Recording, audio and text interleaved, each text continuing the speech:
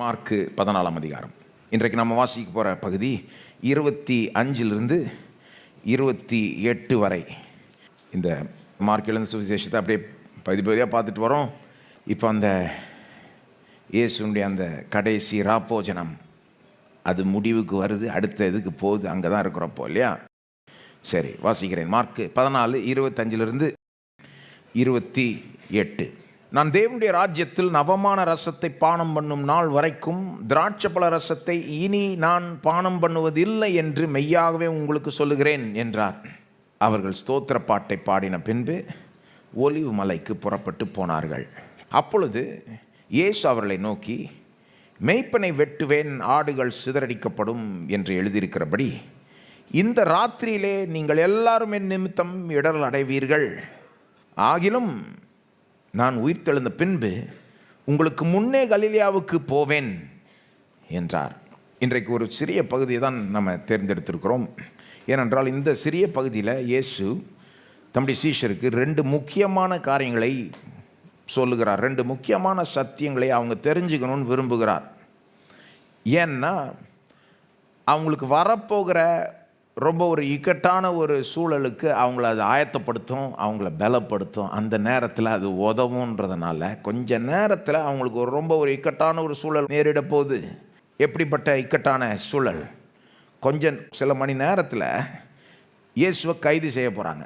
இங்கேருந்து கிளம்பி கெத்சமனி தோட்டத்துக்கு போகிறார். அடுத்தது அங்கே ஜெபிச்சு முடிக்கிறப்போ யூதாஸ் அந்த காட்டி கொடுக்குற யூதாஸ் இல்லையா, இராணுவ கூட்டத்தை கொண்டு காட்டி கொடுத்துட்றான். இயேசுவை கைது செஞ்சு தரன்னு இழுத்துட்டு போயிடுவாங்க. அப்புறம் அவரை விசாரணை நடத்தி வாரநாள் அடித்து சிலுவையில் அரைஞ்சிருவாங்க. சீஷர்களுக்கு எப்படி இருந்திருக்கும்னு யோசித்து பாருங்கள். 3.5 வருஷமாக இயேசுவோடையே இருக்கிறாங்க, இயேசுக்கு பின்னாலே போயிட்டுருக்காங்க. எல்லாத்தையும் விட்டு இயேசுக்கு பின்னால் வந்தவங்க அவங்க. இவர் தான் அவங்களுடைய எதிர்காலம்னு உண்மையிலே பாடி மட்டும் வரல. நாம் இப்போ பாடணும் எதிர்காலம் நீர் தான். அவங்க எல்லாத்தையும் விட்டுட்டு இவருக்கு பின்னால் போனாங்க. ஆக்சுவலாக திடீர்னு இவரை தரன்னு இழுத்துட்டு போயிட்டாங்க. அவங்க உலகமே இடிஞ்சு விழுந்த மாதிரி இருந்திருக்கும். அவங்களுக்கு ரொம்ப ஒரு கஷ்டமான ஒரு சில நாட்களாக இருந்திருக்கும் பாருங்கள். அது வரப்போகுது, ஒரு சில மணி நேரத்தில் நடக்க போகுது அது. ஆனால் அவங்களுக்கே நடக்க போகுதுன்னு தெரியாது. இயேசுக்கு தெரியும் அது நடக்க போகுதுன்றதுனால அது நடக்கிறதுக்கு முன்னாலே 2 முக்கியமான சத்தியங்களே அவர்களுக்கு இங்கே இந்த நான் வாசித்த பகுதியில் போதிக்கிறார். அவங்க அதை தெரிஞ்சுக்கணும்னு விரும்புகிறார். இது அவங்களுக்கு மட்டும் இல்லை, நாமும் இன்றைக்கு இந்த 2 காரியங்களை தெரிஞ்சுக்கணும்னு இயேசு விரும்புகிறாருன்னு நினைக்கிறேன். இயேசு அன்றைக்கி அவங்கள்ட்ட சொன்ன அந்த 2 சத்தியங்கள் நமக்கும் இன்றைக்கு பொருந்தும், நமக்கும் உதவும், நம்மையும் பல விதத்தில் ஆறுதல் படுத்தும், பலப்படுத்தும். ப்ராக்டிக்கலாக பல விதத்தில் நமக்கு அது உதவும். 2 காரியங்கள். எந்த 2 காரியங்கள்? 2 சொல்கிறேனே. எந்த 2 சத்தியம்? சத்தியம் நம்பர் 1 அது 25ஆம் வசனத்தில் இருக்குது. 25ஆம் வசனத்தில் தான் முதல் அந்த சத்தியம் இருக்கு. 25ஆம் வசனத்தை திரும்ப வாசிக்கிறேன். நான் தேவனுடைய ராஜ்யத்தில் நவமான ரசத்தை பானம் பண்ணும் நாள் வரைக்கும் திராட்சைப்பழ ரசத்தை இனி நான் பானம் பண்ணுவதில்லை என்று மெய்யாகவே உங்களுக்கு சொல்லுகிறேன். அவர் என்ன சொல்கிறாருன்னு உங்களுக்கு எடுத்தோன்னா புரியலன்னா கூட பரவாயில்ல. முதல்ல ஒரு காரியம் புரியணும். என்னமோ முக்கியமாக சொல்ல வராருன்னு தெரியுது. எப்படி தெரியுது? மெய்யாகவே உங்களுக்கு சொல்லுகிறேன்னு சொன்னாலே அர்த்தம் என்ன? இதை கவனி, இது முக்கியம், இதை நம்பு, இதை விட்டுறாத, அதானுங்க அர்த்தம். மெய்யாகவே உங்களுக்கு சொல்லுகிறேன். ஆங்கிலத்தில் பழைய அந்த கிங் ஜேம்ஸில் verily I say to you அப்படின்னு வரும். மாடர்ன் டிரான்ஸ்லேஷனில் truly I say to you அப்படின்னு வரும் பாருங்கள். இந்த ஆக்சுவலாக ஒரிஜினல் மொழியில் இந்த மெய்யாகவே தமிழில் இருக்கு பாருங்கள். மெய்யாகவே உங்களுக்கு சொல்லுகிறேன். ஒரிஜினல் மொழியில் ஆக்சுவலாக என்ன வார்த்தைன்னா ஆமேன் உங்களுக்கு சொல்லுகிறேன். ஆக்சுவலாக தமிழில் பாருங்கள் கடைசியில் சொல்கிற மாதிரி வந்துடுது. இப்படி இப்படி இப்படி அப்படின்ட்டு மெய்யாகவே உங்களுக்கு அந்த நாள் வரைக்கும் அந்த ரசத்தை நான் குடிக்க மாட்டேன் என்று மெய்யாகவே உங்களுக்கு சொல்லுகிறேன் தமிழில் வந்துருச்சு இல்லையா? மெய்யாகவே கடைசியில் வருது. ஆக்சுவலாக ஒரிஜினல் எப்படி வருதுன்னா ஆங்கிலத்தில் அப்படி தான் வரும். மெய்யாகவே நான் உங்களுக்கு சொல்லுகிறதாவது அந்த நாள் வரைக்கும் அந்த ரசத்தை நான் குடிக்க மாட்டேன். அந்த மெய்யாகவேக்கு பின்னால் இருக்கிற ஒரிஜினல் வார்த்தை ஆமேன். ஆமேன் எல்லாம் சொல்லுங்கள். ஆமேன். ஆமேன்ற வார்த்தை நமக்கு நல்லா தெரியும். இது தமிழ் வார்த்தை கிடையாது, ஆங்கில வார்த்தை கிடையாது. ஆமேன்றது எங்கே வந்தது? எபிரேயர்களுடைய வார்த்தை அது. அவங்க எபிரேய மொழியில் பயன்படுத்துகிற சில கிறிஸ்தவர்களாகிய நாம் சில வார்த்தைகள் பயன்படுத்துகிறோம் பாருங்கள். இதெல்லாம் எங்கேருந்து வந்ததுன்னா யூதர்கள்ட்டிருந்து வந்தது. அவங்களுடைய எபிரேய மொழியில் அவங்க தான் ஆமேன்னு சொல்லுவாங்க, அவங்க தான் அல்லேலியான்னு சொல்லுவாங்க. நாம் என்ன பண்ணிட்டோம்? அந்த வார்த்தையில் அவங்கள்ட்ட எடுத்து அவங்கள்ட்ட காப்பி அடித்து நாம் சொல்கிறோம். இது தமிழும் கிடையாது, ஆங்கிலமும் கிடையாது. அல்லேலூயாவோட அர்த்தம் என்னது? யாவேக்கு துதி உண்டாவதாக. யா, அல்லேலூயா. யாக்கு, யான்னா யாவேனுடைய ஷார்ட், அது ஷார்ட் ஃபார்ம். யாவேக்கு துதி உண்டாகட்டும், அதான் அல்லேலூயா. பிரைஸ் பி டு யாவே. அவங்க சொல்கிற வார்த்தை பழைய ஏற்பாட்டில் சங்கீதத்துலாம் இருக்குது பாருங்கள். அதை நம்ம அப்படியே எடுத்து கிறிஸ்தவர்களாக நாம் பயன்படுத்துகிறோம். ஏன்னா அவங்க தானே ஃபஸ்ட்டு தேவனுடைய மக்களாக இருந்தாங்க. இப்போ அவங்க எந்த வார்த்தைகளை வச்சு தேவனை துதிச்சாங்களோ நாமும் அதை பயன்படுத்திக்கிறோம் சில நேரம். அல்லேலூயா, ஆமேனும் அவங்க பயன்படுத்தின ஒரு எபிரே மொழி வார்த்தை தான். அது என்னோட அர்த்தம் என்னன்னா அப்படியே ஆகட்டும்னு அர்த்தம். அதனுடைய அர்த்தம் என்னன்னா, அதாவது இப்போ நாம் எப்படி பயன்படுத்துகிறோம், நான் இன்றைக்கி ஜெபிச்சேன், கடைசியில் நீங்கள் எல்லோரும் சேர்ந்து என்னோட ஆமேன்னு போட்டிங்க அப்படின்னு என்ன அர்த்தம்? நாங்கள் உங்கள் ஜெபத்தோடு அக்ரி பண்ணுறோம், உங்கள் ஜெபத்தில் நீங்கள் சொன்ன மாதிரியே நடக்கட்டும், அதுதான் அர்த்தம். ஆமேன்னு அதுதான் அர்த்தம். அப்போது ஆமேன்ற வார்த்தை எல்லாருக்கும் பரவலாக பயன்படுத்துவாங்க. யூதர்கள் மத்தியில் எப்படி பயன்படுத்துவாங்கன்னா, ஒரு தேவ மனுஷன் வந்து ஏதாவது ஒரு தேவனுடைய வார்த்தையை சொன்ன பிறகு ஜனங்களுடைய ரெஸ்பான்ஸ் வந்து ஆமேன் என்று இருக்கும். நாம் இன்றைக்கி பண்ணுற மாதிரி தான். பழைய ஏற்பாட்டிலையும் அதெல்லாம் அப்படிப்பட்ட பகுதியெல்லாம் இருக்குது பாருங்கள். அப்புறம் அதை அந்த வார்த்தையில் சொல்லி முடித்த பிறகு கடைசியில் ஒரு ஆமேன். ஆனால் இயேசு வித்தியாசமாக ஆமேன்னு சொல்கிறாரு. இயேசு ஆமேன்ற வார்த்தை இந்த பயன்படுத்துகிற விதத்தை பார்க்கும்போது ரொம்ப யூனிக்காக இருக்குது, தனித்தன்மை வாய்ந்த விதத்தில் பயன்படுத்துகிறாரு.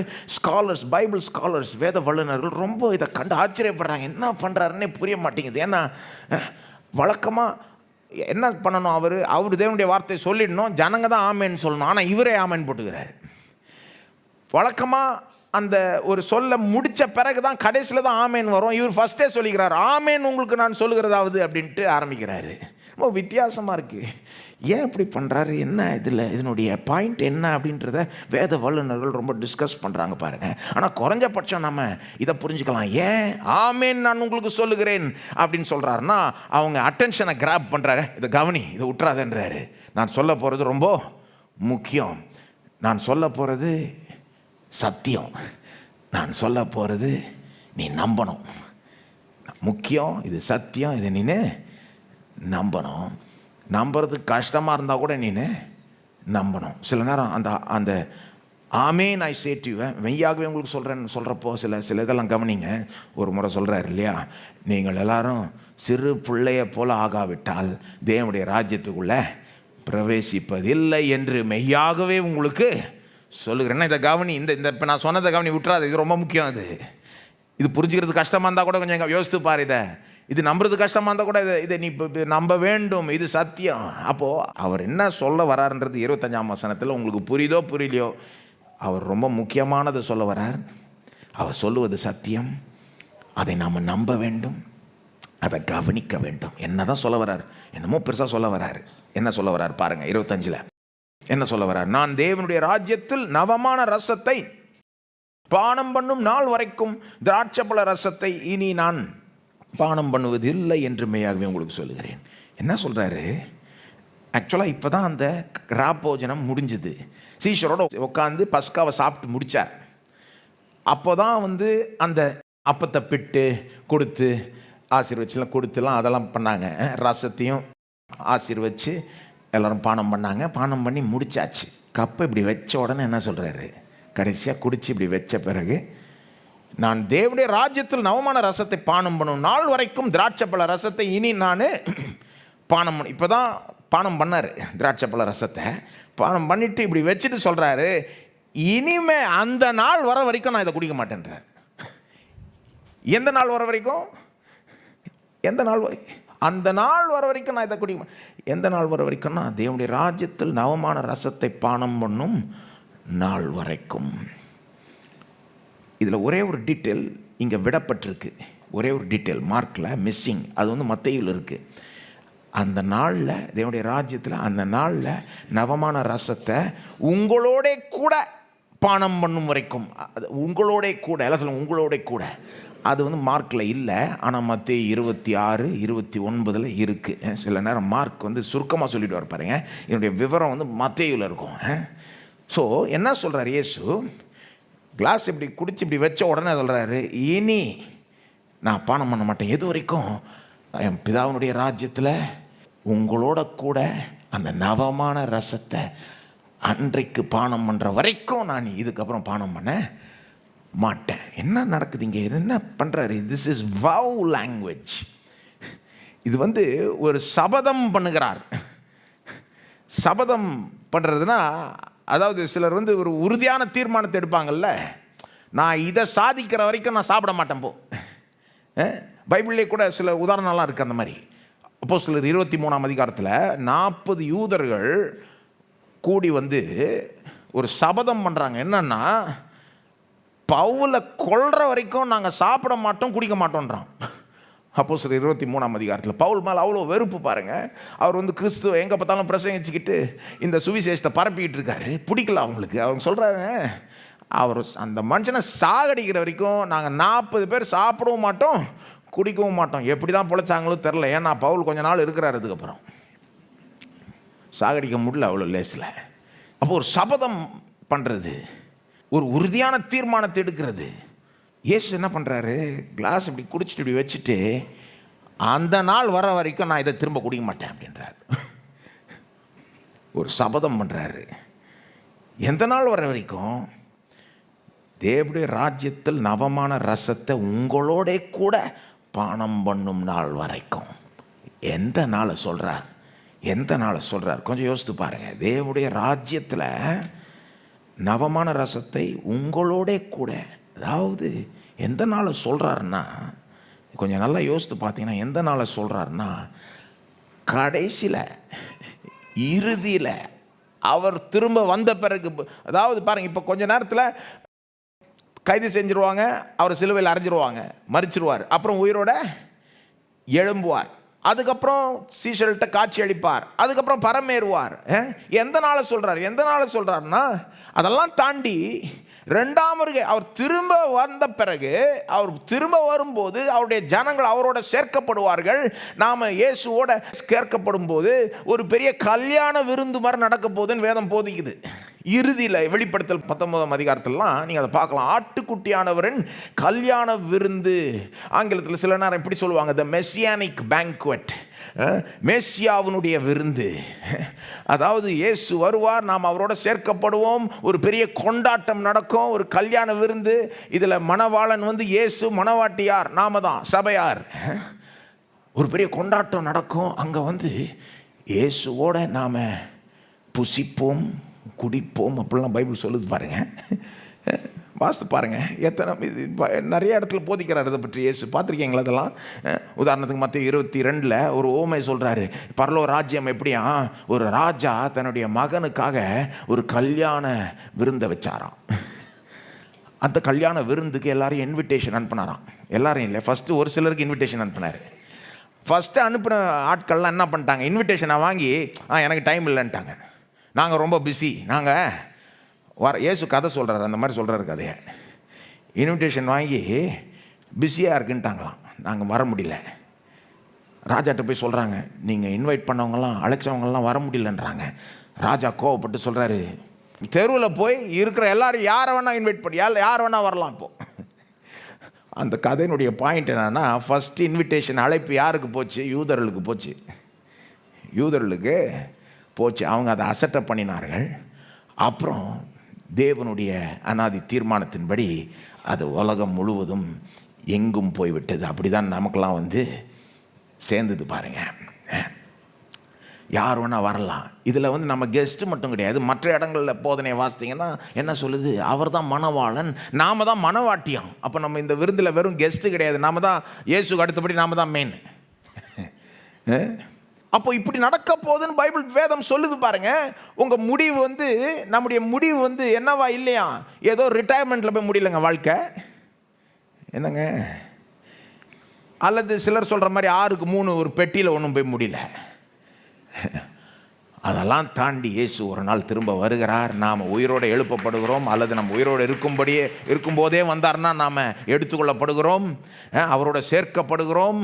அதுக்கப்புறம் ஒரு பெரிய கொண்டாட்டம் நடைபெற போகிறது. எங்கே முடியுதுன்னு பார்த்தீங்கன்னா, பைபிள் ஃபீஸ்டிங்கில் முடியுது, ஃபாஸ்டிங்கில் இல்லை. ஃபீஸ்டிங்கும் இருக்குது, ஃபாஸ்டிங்கும் இருக்குது பைபிளில். ஆனால் எது அதிகமாக இருக்குதுன்னு பார்த்தீங்கன்னா, போய் பாருங்கள் நீங்கள், ஃபீஸ்டிங் தான் அதிகமாக இருக்குது. என்னமோ தெரில, அவருக்கு விருந்து ரொம்ப பிடிக்குது. இந்த திருவிருந்தே அந்த கல்யாண விருந்தினுடைய முன் ருசி தான். அதுதான் இதனுடைய உண்மையான நிறைவேறுதல்னு சொல்லலாம். அங்கே தான் போய் முடிய போகுது பாருங்க. அதனால தான் முதல் திருவிருந்திலே அதை பேசிட்டார் அவர். அந்த நாள் வரைக்கும் நான் திரும்ப இதை சாப்பிட மாட்டேன்ட்டார். என்ன சொல்கிறார் நல்ல கவனிங்க. அப்போது என்ன சொல்கிறாருன்னா, அதாவது அந்த கல்யாணம், அந்த இறுதியில் வரப்போகிற கல்யாண விருந்தில் தேவ ஜனங்கள், இயேசுடைய விசுவாசிகள் எல்லாம் வருவாங்க. இயேசு அதை பற்றி மத்தேயு 8லலாம் சொல்கிறாரு, எப்படி கடைசியில் கிழக்கிலிருந்து மேற்கிலிருந்து எல்லாம் வந்து அவரோட சேர்ந்து பந்தி இருப்பாங்க. அவரோட மட்டும் கிடையாது, மற்ற பரிசுத்தவான்கள் ஆபிரகாம், ஈசாக்கு, யாக்கோபு எல்லாரோட சேர்ந்து நாம் எல்லாம் ஒன்றா பந்தி இருப்போமா. எப்படி இருக்கும் பாருங்கள். அங்கே அந்த பந்தியில் ஆபிரகாம் இருப்பார், ஈசாக்கு இருப்பாங்க, யாக்கோபு இருப்பாங்க, பேதுரு, பவுல் எல்லாரும் இருப்பாங்க, நாமளும் இருப்போம், இயேசு இருப்பார். எல்லாம் ஒன்றா சேர்ந்து குடிப்போம், புசிப்போம், கொண்டாடுவோம்.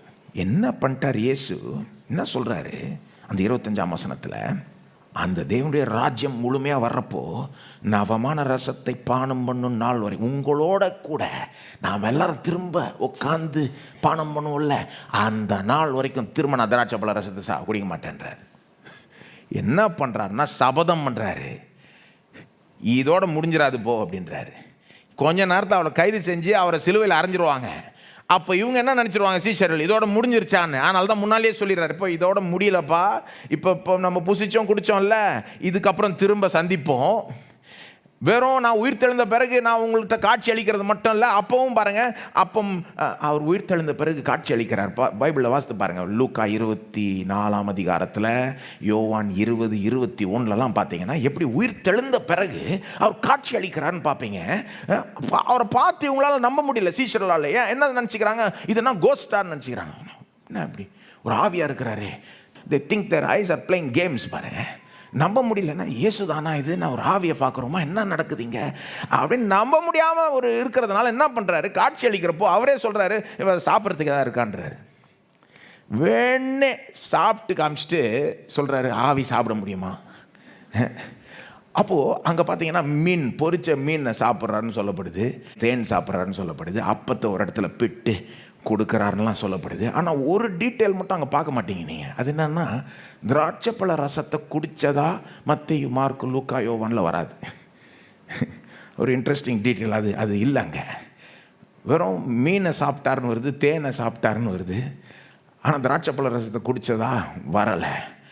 அப்படி ஏதாவது குடிச்சிருந்தா கூட நிச்சயமாக வெறும் அப்படிப்பட்ட ஒரு சின்ன ஒரு உணவை அவர் சொல்கிறது போல தெரியல. இங்கே என்னமோ பெருசாக சொல்கிறது போல தெரியுது. நான் மெய்யாகவே சொல்கிறேன், அந்த நாளில் உங்களோட கூட நவமான ரசத்தை தேவனுடைய ராஜ்யத்தில் குடிக்கிற வரைக்கும் அந்த நாள் வரைக்கும் நான் இனி குடிக்க மாட்டேன். சபதம் பண்ணுறாரு. என்ன பண்ணுறாரு, இதோட முடிஞ்சிடல, திரும்ப நாம் சந்திப்போம், கடைசியில் நாம் கொண்டாடுவோம், அங்கே உங்களோட சேர்ந்து நான் குடிக்கிற வரைக்கும் இதை திரும்ப நான் குடிக்க மாட்டேன்னு. என்ன திரும்ப அர்த்தம், அந்த நாள் வரைக்கும் உன்னை பத்திரமா கொண்டு போய் என்னோட அங்கே மேஜையில் உட்கார வைக்கிற வரைக்கும் நான் விட மாட்டேன்ற.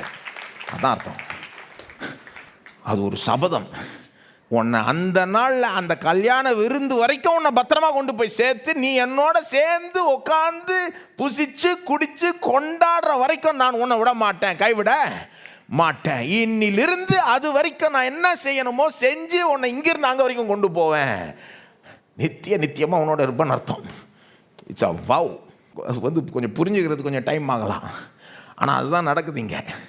ஏன் இப்படி பண்ணாருன்னா, அதான் இப்படி குடிச்சு இப்படி வச்சார், ஒரு கிளாஸை குடிச்சு வச்ச உடனே அவர் சொல்கிறாரு, இதுக்கப்புறம் அடுத்தது நம்ம இறுதியில் கொண்டாடுவோம், அப்போ குடிப்போம் அப்படின்றாரு.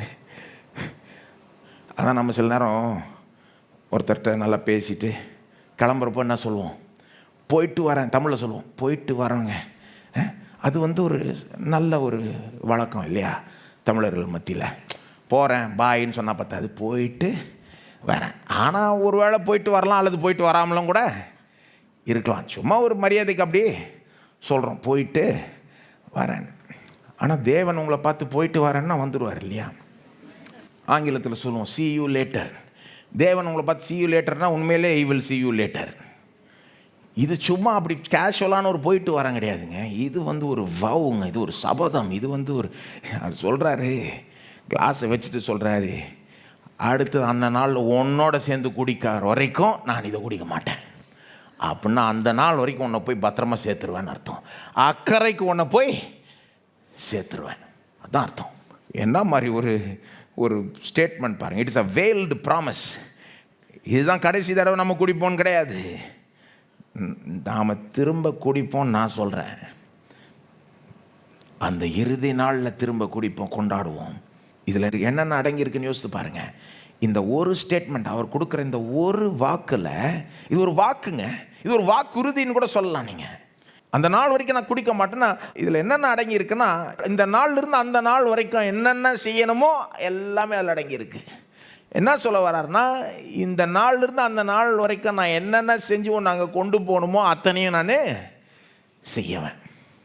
கடைசி ராப்போஜனத்தில் உட்காந்துக்கிட்டு சொல்கிறாரு அதை. இதுக்கப்புறம் தான் சிலுவைக்கே போகிறாரு. அப்போ என்ன அர்த்தத்தில் சொல்கிறாரு? அங்கே கொண்டு போய் உன்னை சேர்க்கறதுக்கு நான் என்னென்ன செய்யணுமோ நிச்சயமாக அது செய்யாமல் விட மாட்டேன். கிளாஸை வைக்கிறப்போ ஒரு உறுதியாக வைக்கிறாரு. கொஞ்சம் பிக்சர் பண்ணி பாருங்கள். குடிச்சு வச்சுட்டு இங்கேருந்து அங்கே கொண்டு போகிறதுக்கு நான் என்னென்ன செய்யணுமோ நான் செய்யாமல் விட மாட்டேன். சாகணுமா? அப்போ சாக போகிறேன். நெக்ஸ்ட் அதுதான் போய் சாகிறாரு.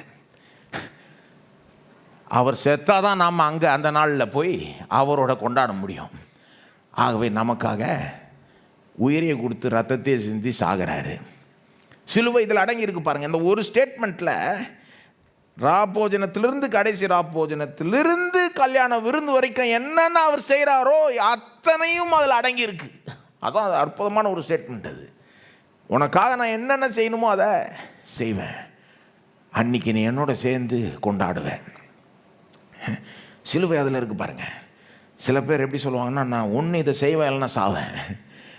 அவர் சொல்கிறாரு, இதை செய்கிறதுக்குனே நான் சாவேன். இதை சாதிக்க நாங்கள் கொண்டு போய் சேர்க்கறதுக்குனே நான் சாகிறேன் அப்படின்ட்டு தான் சாக போகிறார். அடுத்தது அதுக்கப்புறம் உயிரோடு எழும்புகிறார். இதில் என்னென்ன அடங்கி இருக்குது? அதுக்கப்புறம் காட்சி அளிக்கிறார் சீஷரிடத்தில். அதுக்கப்புறம் அவங்கள நம்புறதுக்கு, அதுக்கப்புறம் காட்சி அளிக்கிறப்ப கூட நம்ப மாட்டாங்க. நான் சொன்னது போல் காட்சி அளிக்கிறப்ப நம்ப மாட்டான். அவன் இதுதான் இயேசுன்னு சீஷர் நம்ப மாட்டாங்க. நீங்கள் போய் வாசித்து பாருங்கள். அவன் நம்புறதுக்கு உதவி செய்கிறார். அவனுக்காக சாப்பிட்றாரு. அப்பா பார்த்துக்கப்போ, தொட்டணுமா தொட்டுக்கப்போ, என்ன செய்யணுமோ உதவி செய்கிறார். அவனை நம்புறதுக்கு உதவி செய்கிறாரு. அதுக்கப்புறம் அவங்கள அபிஷேகிக்கிறார். பரிசுத்த ஆவியானவர் அனுப்பி அவங்கள நிரப்புகிறார். வாழ்க்கையின் அத்தனை சவால்களையும் மேற்கொள்கிறதுக்கு அவங்களுக்கு உதவி செய்கிறாரு. அவங்களுக்கு தொடர்ந்து போதிக்கிறார். அறிவை தரார், ஞானத்தை தராரு, பலத்தை தராரு, ஊழியத்தை தராரு. அவங்கள பயன்படுத்துகிறாரு. அவங்களோட கடைசி வரைக்கும் இருக்கிறாரு. அவங்கள கொண்டு உலகத்தையே கலக்கினார். அன்று ராத்திரியில் அவங்களுக்கு அந்த கான்ஃபிடென்ஸை, அந்த ஒரு நிச்சயத்தை கொடுக்க விரும்பினார். மெய்யாகவே நான் சொல்கிறேன், இதோட முடிஞ்சிடல, கடைசி வரைக்கும் உன்னை கொண்டு போகிற வரைக்கும் நான் விட மாட்டேன் அப்படின்றாரு. இதை நீ தெரிஞ்சுக்கோன்றாரு. இதை நீனு நான் கேட்குறேன், அவர் அவங்களுக்கு சொன்ன வார்த்தைகள் நமக்கு பொருந்துமா பொருந்தாதா? இல்லை அவங்களுக்கு தான் பொருந்துமா? அது ஒரிஜினல் டிசைப்பிள்ஸுக்கு மட்டும்தான் பொருந்துமா? இந்த வார்த்தைகள், அவர்களுக்கு சொன்ன இந்த வார்த்தைகள் நிச்சயமாக நமக்கு பொருந்தும்னு நினைக்கிறேன். இல்லையா? எத்தனையோ வார்த்தைகள், அந்த ஒரிஜினல் சீஷர்களுக்கு இயேசு சொன்ன எத்தனையோ வார்த்தைகள் நமக்கு பொருந்தும். இல்லையா? எத்தனையோ வார்த்தைகள், முக்கால்வாசி வார்த்தைகள் பொருந்தும். இல்லையா? என்னை நினைவு கூறும்படி செய்யுங்கள். யாரை பார்த்து சொன்னார்? நம்மளை பார்த்தா சொன்னார்? அவங்கள பார்த்தா சொன்னார். அவங்க தான் அன்றைக்கி உட்காந்துட்டு இருந்தாங்க. அவங்கள பார்த்து சொன்னார், என்னை நினைவு கூறும்படி செய்யுங்க. அவங்கள்ட்ட சொன்னதை நாம் இன்றைக்கும் செஞ்சுக்கிட்டு இருக்கோம். நம்மகிட்ட சொன்னது மாதிரி. ஏன்னா அவங்கள்ட்ட சொன்னப்போ நம்மகிட்டையும் சொல்லிட்டார். எப்படி தெரியும்? அதனால தான் இங்கே பதிவு செய்யப்பட்டிருக்கு வேதத்தில். உலகமெங்கும் போய் சர்வ சிருஷ்டிக்கும் சுவிசேஷத்தை அறிவிங்கன்றாரு. அவங்கள பார்த்து தான் சொன்னார், சீஷராக்குங்க, ஞானஸ்தானம் கொடுங்க, நான் சொன்னதெல்லாம் போய் கற்பிங்க அப்படின்னு அவங்கள பார்த்து தான் சொன்னார். ஆனால் இன்றைக்கு வரைக்கும் நாம் அதை செஞ்சுக்கிட்டு இருக்கோம். ஏன்னா அந்த வார்த்தைகள் நமக்கும் பொருந்தும். இல்லையா? அப்போ இந்த வார்த்தைகள் நமக்கும் பொருந்தும். அது மட்டும் இல்லை, அந்த கல்யாண விருந்தில் அவங்க மட்டும் உட்காந்துட்டு இருக்க போகிறது இல்லை, நாமும் அங்கே இருப்போம். நிச்சயமாக நமக்கும் அது பொருந்தும். விசுவாசிகளாகிய நமக்கும் பொருந்தும். அப்போது இயேசு அன்று ராத்திரியில் அவங்க இதை தெரிஞ்சுக்கணும்னு எப்படி விரும்பினாரோ, இன்றைக்கு நீங்கள் இதை தெரிஞ்சுக்கணும்னு நான் விரும்புகிறார். அவர் சொல்கிறார், உங்களை பார்த்து கடைசி வரைக்கும் நான் கொண்டு போய் உங்களை சேர்க்காமல் உங்களை விட மாட்டேன் நான். அவர் எடுத்த சபதம், அன்றைக்கி எடுத்த சபதம்னு சொல்லலாம், முன்னாலே எடுத்துட்டார். ஆக்சுவலாக இந்த சத்தியத்தை பைபிள் எத்தனையோ விதத்தில் பல இடங்களில் நேரங்களில் போதிக்குது. இதை நீங்கள் தெரிஞ்சுக்கணும்னு விரும்புகிறார். He wants you to know this. உங்களை கடைசி வரைக்கும் கொண்டு போய் சேர்க்கிறதுக்கு என்னென்ன செய்யணுமோ அதை செய்வேன்றாரு. உங்களுக்காக சாகணுமா சாகிறேன், உயிரோட எழும்பி பரிந்து பேசணுமா பரிந்து பேசுகிறேன், சுவிசேஷத்தை உங்களுக்காக அனுப்பி பிரசங்கிக்கப்பட வைக்கணுமா அதை செய்கிறேன் நான். அப்படி தானங்க எங்கேயோ ஒரு மூலையில் இருக்கிற நாம. சென்னை வந்து பைபிளை பொறுத்த வரைக்கும் ஒரு மூலைங்க. பைபிளை பொறுத்த வரைக்கும் சென்டர் என்னது? ஜெருசலம். சென்டர் வந்து எருசலேம். சென்னையில் இருக்கிற நாம் இங்கே வரைக்கும் சுவிசேஷம் வந்திருக்குன்னா இது அவர் தான் செஞ்சார். மரித்து உயிரோடு எழும்பி அப்புறம் ஊழியர்களை எழுப்பி உலகம் எங்கும் போக செய்து தோமாவே இங்கே வந்தார்ன்றாங்க.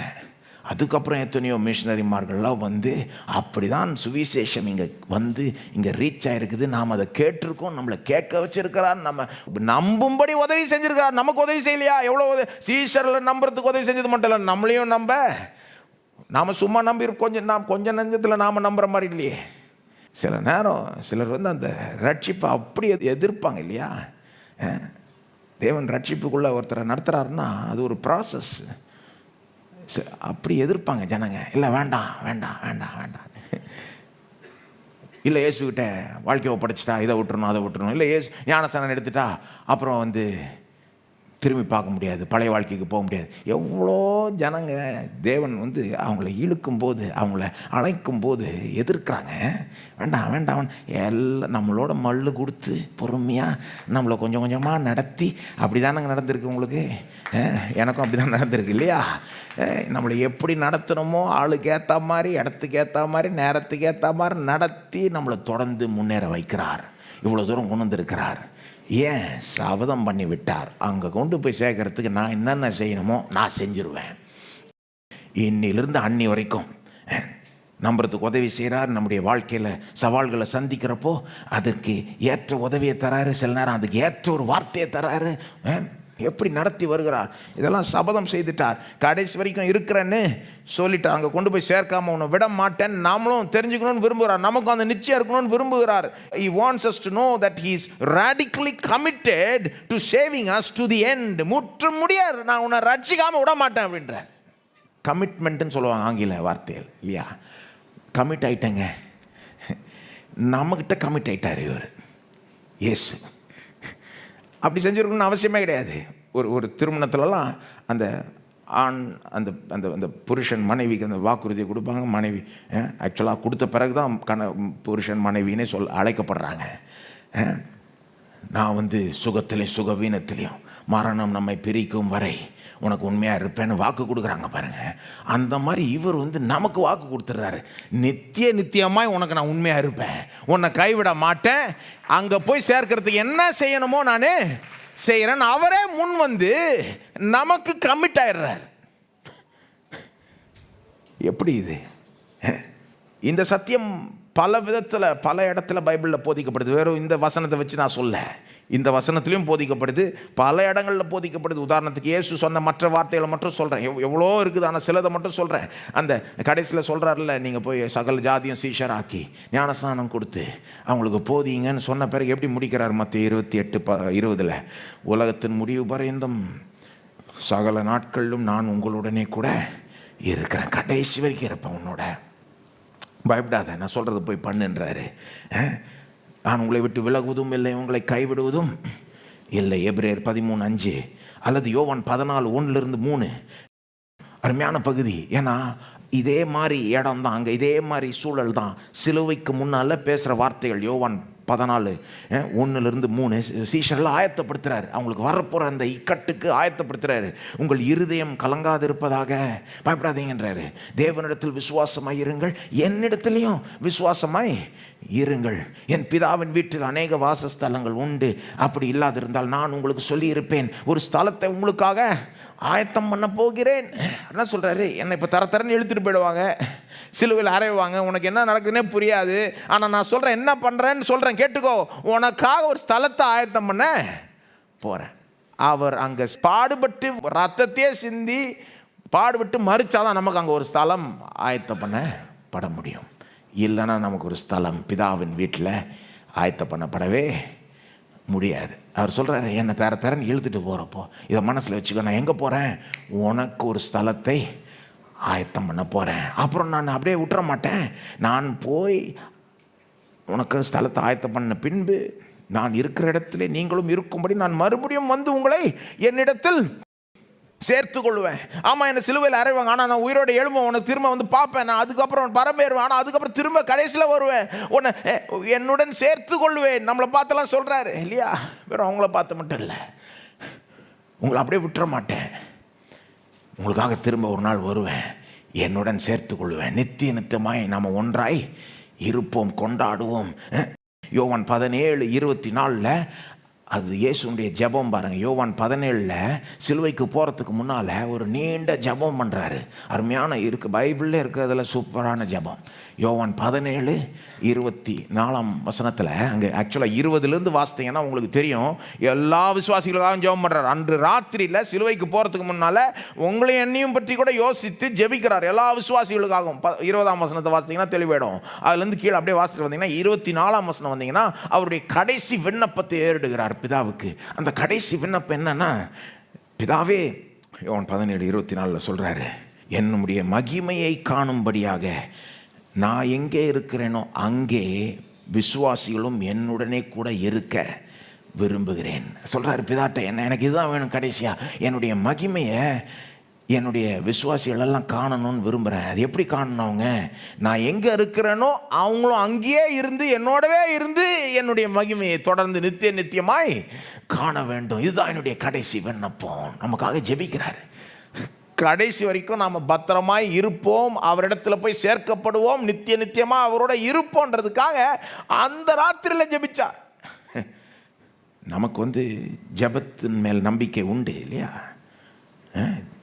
போய் ஒரு பாஸ்டர்கிட்ட ஜெபிச்சா, நிறைய கிறிஸ்தவர்கள் எப்படி இருக்காங்கன்னா, போய் ஏதோ பாஸ்டர்கிட்ட ஜெபிச்சிட்டா கொஞ்சம் அது நடக்கிறதுக்கு நல்ல சான்ஸு. இயேசுவே ஜெபிச்சாருங்க. அன்னைக்கு ஜெபிச்சது மட்டும் இல்லை, தொடர்ந்து நமக்காக பரிந்து பேசுகிறார். ஆக்சுவலாக எபிரேயர் 7:25 சொல்லுது, அவர் வேண்டுதல் செய்யும்படிக்கு எப்பொழுதும் உயிரோடு இருக்கிறவராகையால் நம்மளை முற்றுமுடிய ரட்சிக்க வல்லவராக இருக்கிறார். அதாவது அவர் இயேசு எப்போவுமே உயிரோடு இருக்கிறார். என்ன பண்ணிட்டு இருக்காராம்? எப்போவுமே நமக்கு வேண்டுதல் செய்கிறாராம். அப்போ எப்போவுமே உயிரோடு இருந்து வேண்டுதல் செய்கிறதுனால நம்மளை கடைசி வரைக்கும் ரட்சிக்க அவர் வல்லவராய் இருக்கிறார். அப்போ பல விதத்தில் பைபிள் இந்த சத்தியத்தை போதிக்குது பாருங்க. இயேசுவே இன்னொரு இடத்துல சொல்கிறார், யோவான் 10 என்ன பாயிண்ட்னா, உன்னை கடைசி வரைக்கும் கொண்டு போய் சேர்ப்பேன், நீ பயப்படாது. யோவான் 10 27-29 என்ன சொல்கிறார்? என் ஆடுகள் என் சத்தத்திற்கு செவி கொடுக்கும். என் ஆடு எனக்கு தெரியுன்றாரு, கூப்பிட்டா வரும். என் சத்தம் அதுங்களுக்கு தெரியும்ட்டு 28 சொல்கிறார், நான் அவைகளுக்கு நித்திய ஜீவனை கொடுக்கிறேன், அவைகள் ஒரு காலம் கெட்டு போவது இல்லை, ஒருவனும் அவைகளை என் கையிலிருந்து பறித்து கொள்வதும் இல்லை. என் கையில் என் ஆடு இருக்கு. யார் எந்த பிசாசும் பறித்து கொள்ள முடியாது, எந்த சக்தியும் பறித்து கொள்ள முடியாது. அப்புறம் சொல்கிறார், இன்னொரு கையும் இருக்குது. 29 இன்னொரு கை இருக்குதான். அது யாருடைய கையா? பிதாவனுடைய கை. என்னை விட பெரிய ஒரு பிதான்றாரு. அவருடைய கையிலிருந்து யார் எவனும் உங்களை பறித்து கொள்ளவே முடியாது. அப்படின்னா நீங்கள் பத்திரமா இருக்கீங்க, கடைசி வரைக்கும் பத்திரமா இருக்கிறீங்க. கங்கணம் கட்டிட்டு சொல்கிற மாதிரி அங்கே கொண்டு போய் சேர்க்கிற வரைக்கும் விட மாட்டேன் ஒன்று. எப்படி இருக்குது பாருங்கள். இது என்ன சொல்லி நம்ம இதை தெரிஞ்சுக்கணும்னு விரும்புகிறார். நீங்கள் இன்றைக்கி இதை தெரிஞ்சுக்கணும்னு விரும்புகிறார். என்ன தெரிஞ்சுக்கணும்னு விரும்புகிறார்? நான் இப்படி உறுதியாக தீர்மானம் எடுத்து தான் சிலுவையில் போய் மறித்தேன். உன்னை அப்படியே ரட்சித்துட்டு பாதி தூரத்தில் விடுறது கிடையாது, கடைசி வரைக்கும் கொண்டு போய் உன்னை சேர்க்கறதுக்கு. இந்த வாழ்க்கையில் உனக்கு என்ன சவால் வந்தாலும் நான் உனக்கு உதவி செய்வேன், உனக்கு உண்மையாக இருப்பேன் நான், உனக்கு ஒத்தாசையாக நிற்பேன் நான். ஏன்னா உனக்கு உயிரையே கொடுத்துருக்கேன். ஆகவே நீ பயப்படாத, கடைசி வரைக்கும் உன்னோட இருக்கிறேன், உனக்கு உதவி செய்வேன். எதை கண்டு எதை நினச்சும் பயப்படாத, அங்கே வரைக்கும் உன்னை கொண்டு போய் சேர்த்துருவேன். கடைசியில் நம்ம எல்லாரும் ஒன்றா சேர்ந்து கொண்டாடுவோன்றாரு. புசிப்போம், குடிப்போம், கொண்டாடுவோம். அந்த கல்யாண விருந்தில் பெரிய ஒரு கொண்டாட்டம் இருக்கும். உன்னை மேஜையில் என்னோட உட்கார வைக்காம விட மாட்டேன்றார். எப்படி இருக்கு? அதுதான் சத்தியம் ஒன்று. அது என்ன சொல்லுது? நித்தியமாக நான் உனக்கு உண்மையாக இருப்பேன். இயேசு சொல்கிறார் உங்களை பார்த்து, நான் உங்களுக்கு உண்மை உள்ளவராய் இருப்பேன். என்ன நடந்தாலும் கடைசி வரைக்கும் உண்மை உள்ளவராய் இருப்பேன். என்னை நம்புங்க, மெய்யாகவே உங்களுக்கு சொல்கிறேன், உங்களை அங்கே வரைக்கும் கொண்டு போய் சேர்க்காம நான் விட மாட்டேன். அதுக்கு என்னென்ன செய்யணுமோ நான் செய்வேன்றாரு. நம்மளை ஒருபோதும் அவர் கைவிட மாட்டார் என்று நம்ம தெரிஞ்சுக்கணும்னு விரும்புகிறார். நமக்கு அவர் கமிட் ஆயிட்டார்ன்றதை நாம் தெரிஞ்சுக்கணுன்ற விரும்புகிறார். ரெண்டாவது சத்தியம் என்னது? ஃபஸ்ட்டு சத்தியம் பார்த்துட்டோம். ரெண்டாவது சத்தியம் 27 மார்க் 14:27. ரெண்டாவது சத்தியம். ஃபஸ்ட்டு சத்தியம் என்னது? அவர் நம்மளை ஒருபோதும் கைவிட மாட்டார், கடைசி வரைக்கும் உண்மையாக இருப்பார், கடைசி வரைக்கும் கொண்டு போய் சேர்ப்பார் என்று சபதம் எடுத்து விட்டார். அதை நாம் தெரிஞ்சுக்கணும்னு விரும்புகிறோம். 27, அப்பொழுது இயேசு அவர்களை நோக்கி 27க்கு முன்னால் 25க்கு அப்புறம் என்ன நடக்குது? 26, அது ஒரு டிரான்சிஷன் வசனம். அந்த மேல் அறையிலிருந்து அந்த வீட்டிலிருந்து கிளம்பி ஒலிவு மலைக்கு போகிறாங்கன்னு எழுதப்பட்டிருக்கு. 26, அவர்கள் ஸ்தோத்திர பாட்டை பாடின பின்பு ஒலிவு மலைக்கு புறப்பட்டு போனார்கள். அந்த அந்த ஒரு வீட்டில் இருக்கிறாங்க, மேல் அறையில் முடிஞ்சிருச்சு. இப்போது ஸ்தோத்திர பாட்டை பாடி தான் முடிக்கிறாங்க. யார் பாடினாங்க? சீஷரும் இயேசுவும் பாடியிருப்பார். சிலருக்கு சந்தேகம், இயேசு பாடுவாரா? நிச்சயமாக பாடுவார். அதுக்கு பல ஆதாரம் உண்டு. இதுவும் ஒன்று பாருங்கள். அநேகமாக அன்றைக்கி வந்து அந்த பஸ்கா முடித்து சங்கீதம் 115லேருந்து 118 அந்த சங்கீதங்களை பாடியிருப்பாங்கன்றாங்க. பாடிட்ட பிறகு என்ன பண்ணுறாரு? ஒலிவு மலைக்கு புறப்பட்டு போகிறார். ஏன் அங்கே போகிறாங்க? ஏன்னா ஒலிவு மலையினுடைய அடிவாரத்தில் தான் என்ன இருக்குது? கெத்சமனே தோட்டம். அங்கே தான் போகிறார். இப்போது போகிற வழியிலே என்னமோ தெரில இந்த வார்த்தையில் சொல்கிறார். 27, அதுதான் ரெண்டாவது சத்தியம். கவனிங்க. அப்பொழுது இயேசு அவர்களை நோக்கி, மெய்ப்பனை வெட்டுவே நாடுகள் சிதறிக்கப்படும் என்று எழுதியிருக்கிறபடி இந்த ராத்திரியிலே நீங்கள் எல்லாரும் என் நிமித்தம் இடரல் அடைவீர்கள். அதான் ரெண்டாவது சத்தியம். என்னது? ஃபஸ்ட்டு சத்தியம் என்னது?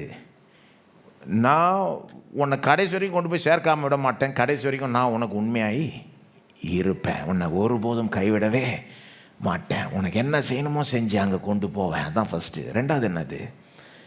நீங்கள் சில நேரம் என்னை கைவிட்டுருவீங்க. அதான் ரெண்டாவது. நீங்கள் சில நேரம் எனக்கு உண்மையாக இருக்க மாட்டீங்க. அவங்கள்ட்ட என்ன சொல்கிறார்? இந்த ராத்திரியிலே நீங்கள் எல்லாரும் என் நிமித்தம் இடரல் அடைவீர்கள். அந்த சீஷரில் பார்த்து சொல்கிறார், இந்த ராத்திரியில் நீங்கள் எல்லாரும் என் நிமித்தம் இடரல் அடைவீர்கள். எதை சொல்கிறார் பாருங்கள். கொஞ்சம் ஒரு சில மணி நேரத்தில் அவரை கைது செய்ய பண்ண போகிறாங்க. அந்த கெத்செமனே தோட்டத்தில் கைது செய்கிறப்போ அவங்க எல்லாருமே அவரை கைவிட்டு ஓடினாங்க. 50ஆம் வசனம் சொல்லுது பாருங்கள், எல்லாரும் அவரை விட்டு ஓடி போனார்கள். கொஞ்சம் யோசித்து பாருங்கள், எல்லாரும் அவரை விட்டு ஓடி போனாங்க. ஆனால் அவங்க ஆக்சுவலாக அவங்களுக்கே அது தெரியல அப்படி ஆகும்னு பாருங்கள். இவர் சொல்கிறார் இங்கே 27ஆம் வசனத்தில், நீங்கள் எல்லாரும் என் நிமித்தம் இடரல் அடைவீர்கள்னு சொல்கிறப்போ அதுக்கப்புறம் அவங்க சொல்கிறாங்க. அப்போ தான் பேதுரு என்ன சொல்கிறார் 29ல், யார் இடரல் அடைஞ்சாலும் நான் மட்டும் இடரல் அடையவே மாட்டேன் அப்படின்னு சொன்னப்போ தான் இயேசு சொல்கிறாரு, கொஞ்ச நேரத்தில் பேதுரு, இந்த விடியற்கால வர்றதுக்கு முன்னால், சேவல் 2 தடவை கூறத்துக்கு முன்னால் நீ 3 தடவை என்ன மறுதளிச்சிருவேன். அதை கேட்டுட்டும் பேதுரு விட மாட்டார் பாருங்க. அவர் சொல்கிறாரு, யார் மறுதளிச்சால் நான் உமக்காக சாவனே ஒழிய மறுதளிக்க மாட்டேன் அப்படின்னு அவர் சொன்னோன்னா மற்றவங்களாம் சேர்ந்துக்கிட்டு நாங்களும் மறுதளிக்க மாட்டோம், நாங்களும் உங்களுக்காக சாக ரெடி எல்லாரும் சொன்னாங்க. கடைசியில் அவரை கைது செய்கிறாங்க. 50ஆம் வசனத்தில் எல்லாருமே அவரை விட்டு ஓடிட்டாங்க. ரொம்ப பயங்கரமான ஒரு காரியம் அது. ஆக்சுவலாக 3.5 வருஷம் அவரோடவே இருந்தவங்க, அவர் தான் எல்லாம் இருந்தவங்க, அவர் செஞ்ச அற்புதங்கள்லாம் பார்த்தாங்க, அவர் போதித்த வார்த்தைகள்லாம் கேட்டாங்க, இப்போ தான் அவரோட உட்காந்து சாப்பிட்டாங்க. அவர் அவங்கள நேசிக்கிறார், அவங்களும் அவரை நேசிக்கிறார்கள். இப்போ தான் சொன்னார், நான் உன்னை கடைசி வரைக்கும் நம்ம திரும்ப சந்தித்து குடிக்கிற வரைக்கும் நான் விட மாட்டேன், கொண்டாடுற வரைக்கும் விட மாட்டேன்னு இப்போ தான் அவங்கள பார்த்து சொன்னார். அப்படியே விட்டுட்டு ஓடிட்டாங்க. அப்போ தான் ஆக்சுவலாக அவருக்கு ஒரு மாரல் சப்போர்ட்டுன்னுவாங்கல்ல, ஆழ்த்துணை, என்னைக்காவது அப்படி அவருக்கு தேவைப்பட்டிருக்குமானால், என்னைக்காவது எப்பயாவது அவருக்கு ஒருத்தர் கூட நின்று ஒரு சப்போர்ட்டுக்கு நின்று இருக்க வேண்டுமானால் அது அப்போ தான். அது அவருடைய லோவஸ்ட் பாயிண்ட். இயேசுனுடைய அவர் ரொம்ப வேதனைப்பட்ட நேரம் சிலுவை மட்டும் இல்லை, கெத்செமனே தோட்டம். இந்த தோட்டத்தில் அவர் ஜெபிக்கிறப்போ தான் அவருடைய வேதனையை நம்ம புரிஞ்சிக்க தொடங்குகிறோம். அந்த ஜெபம் முடியுது, யூதாஸ் வரான், அவரை கைது செய்கிறாங்க, எல்லாரும் விட்டு ஓடுறாங்க. அவங்களுக்கே தெரில அப்படி நடக்கும்னு. அவங்க நினச்சே பார்க்கல. அவங்க யோசித்தாங்க உயிரே கொடுக்கறதுக்கு ரெடி, ஆனால் அவங்க ரெடி இல்லை. அவங்களுடைய பலவீனம் அவங்களுக்கே தெரில, இயேசுக்கு தான் தெரிஞ்சுது. அதனால தான் முன்னாலே சொல்லிட்டாரு, வா நீ எல்லாரும் என்னை விட்டு ஓட போகிறீங்க, விடல் அடைவீங்க, எனக்கு இது தெரியும், எனக்கு தெரியும்னு உனக்கும் தெரியட்டும்.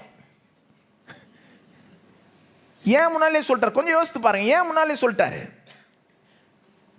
ஏன்னா நான் நினைக்கிறேன் நான் அவங்களுடைய இடத்துல என்னையை வச்சு பார்க்குறேன். உமக்காக உயிரே கொடுப்பேன், சாக கூட ரெடி அப்படின்னு பேசிட்டு விட்டு ஓடின பிறகு எப்படி இருந்திருக்கும் அந்த சீஷர்களுக்கு? அன்று ராத்திரியில் அவர் விட்டு ஓடினப்போ அவங்களுக்கு வந்த குற்ற உணர்வு ரொம்ப பெருசாக இருந்திருக்கும். நமக்கு எல்லாம் செஞ்சவர், நம்ம வாழ்க்கையே மாற்றினவர், நமக்கு ஒரு எதிர்காலத்தை தந்தவர், இவரை விட்டு அப்படியே திராட்டில் விட்டு ஓடிட்டோமே. எப்போ நாம் நின்றுக்கணுமோ அப்போ போய் விட்டுட்டு எவ்வளோ பெரிய ஒரு துரோகம் செஞ்சிட்டோமே அப்படின்னு அவங்களுக்கு நினைக்கிறப்ப அவங்க மனசுக்கு என்ன வந்திருக்கும்? ஆனால் நம்ம இப்படி செய்வோம்னு அவர் முன்னாலே சொல்லிட்டாரே. உங்களுக்கு தெரியுமா அது எவ்வளோ அவங்களுக்கு உதவி இருக்கும்னு? இப்படி செய்வோன்னு முன்னாலேயே சொல்லிட்டாரு. இதை சொன்னது மட்டும் இல்லாமல் 28 பாருங்கள், 27 என்ன சொல்கிறார்? நீங்கள் எல்லாரும் என் நிமித்தம் இடர்கள் அடைவீர்கள்னு சொல்லிட்டு 28 சொல்கிறார் ஆகிலும், எல்லாம் சொல்லுங்க ஆகிலும். ஐயோ, அந்த ஆகிலத்தில் எவ்வளோ எவ்வளோ எவ்வளோ இருக்குங்க. சில நேரம் ஒரு வார்த்தைக்குள்ளே எவ்வளோ இருக்கும். ஆகிலும்னா என்ன திரும்ப அர்த்தம்? அந்த இடத்துல ஆகிலும்னா இயேசு நிறைய சொல்ல முடியல, ஏன்னா அவங்களுக்கு பாதி ஒன்றும் புரியாது அந்த நேரத்தில்.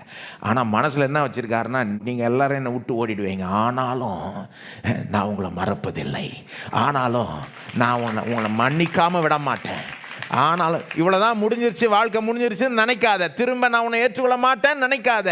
நீ எவ்வளோ என்ன கைவிட்டாலும், நீ என்ன செஞ்சாலும் ஆகிலும் ஆகிலும் சொல்லிட்டு அப்புறம் சொல்கிறார் பாருங்க, நான் உயிர் தெழுந்த பின்பு உங்களுக்கு முன்னே கலிலியாவுக்கு, ரொம்ப கேஷுவலாக சொல்கிறார், பெரிய வார்த்தைகள். நான் உயிர் தெழுந்த பின்பு உனக்கு முன்னால் நான் கலிலியாவுக்கு போயிடுவேன்னா என்னங்க அர்த்தம்? எப்போ நான் உயிர் தெழுந்த பிறகு நான் உனக்கு முன்னால் போய் கலிலியாவை உனக்கு காத்துக்கிட்டு இருப்பேன். நீ என்னை விட்டு போனாலும், மறுதளித்தாலும், கைவிட்டாலும் என்னை திரும்ப அங்கே வந்து சந்திக்கிறேன். ஏன்னா இதோட உன் கதை முடிஞ்சிடல. நான் உன்னை மன்னிப்பேன், திரும்ப ஏற்றுக்கொள்வேன், உனக்காக ஒரு பெரிய ஊழியத்தை வச்சிருக்கிறேன். ஆகவே இப்போவே சொல்லிடுறேன், கேட்டுக்கோ. நீ என்னை கைவிடுவ, ஆனால் நான் உன்னை மன்னிப்பேன், உனக்காக காத்துக்கிட்டு இருப்பேன், அங்கே என்னை வந்து சந்தின்றார். இந்த வார்த்தைகள் நான் நினைக்கிறேன் அவங்களுக்கு அந்த நேரத்தில் ஒரு துளி நம்பிக்கையாவது கொடுத்துருக்கோம். கொஞ்சமாவது அந்த நேரத்தில் அவங்கள தாங்கியிருக்கும்னு நினைக்கிறேன். எந்த அளவுக்கு நம்பினாங்கன்னு தெரில,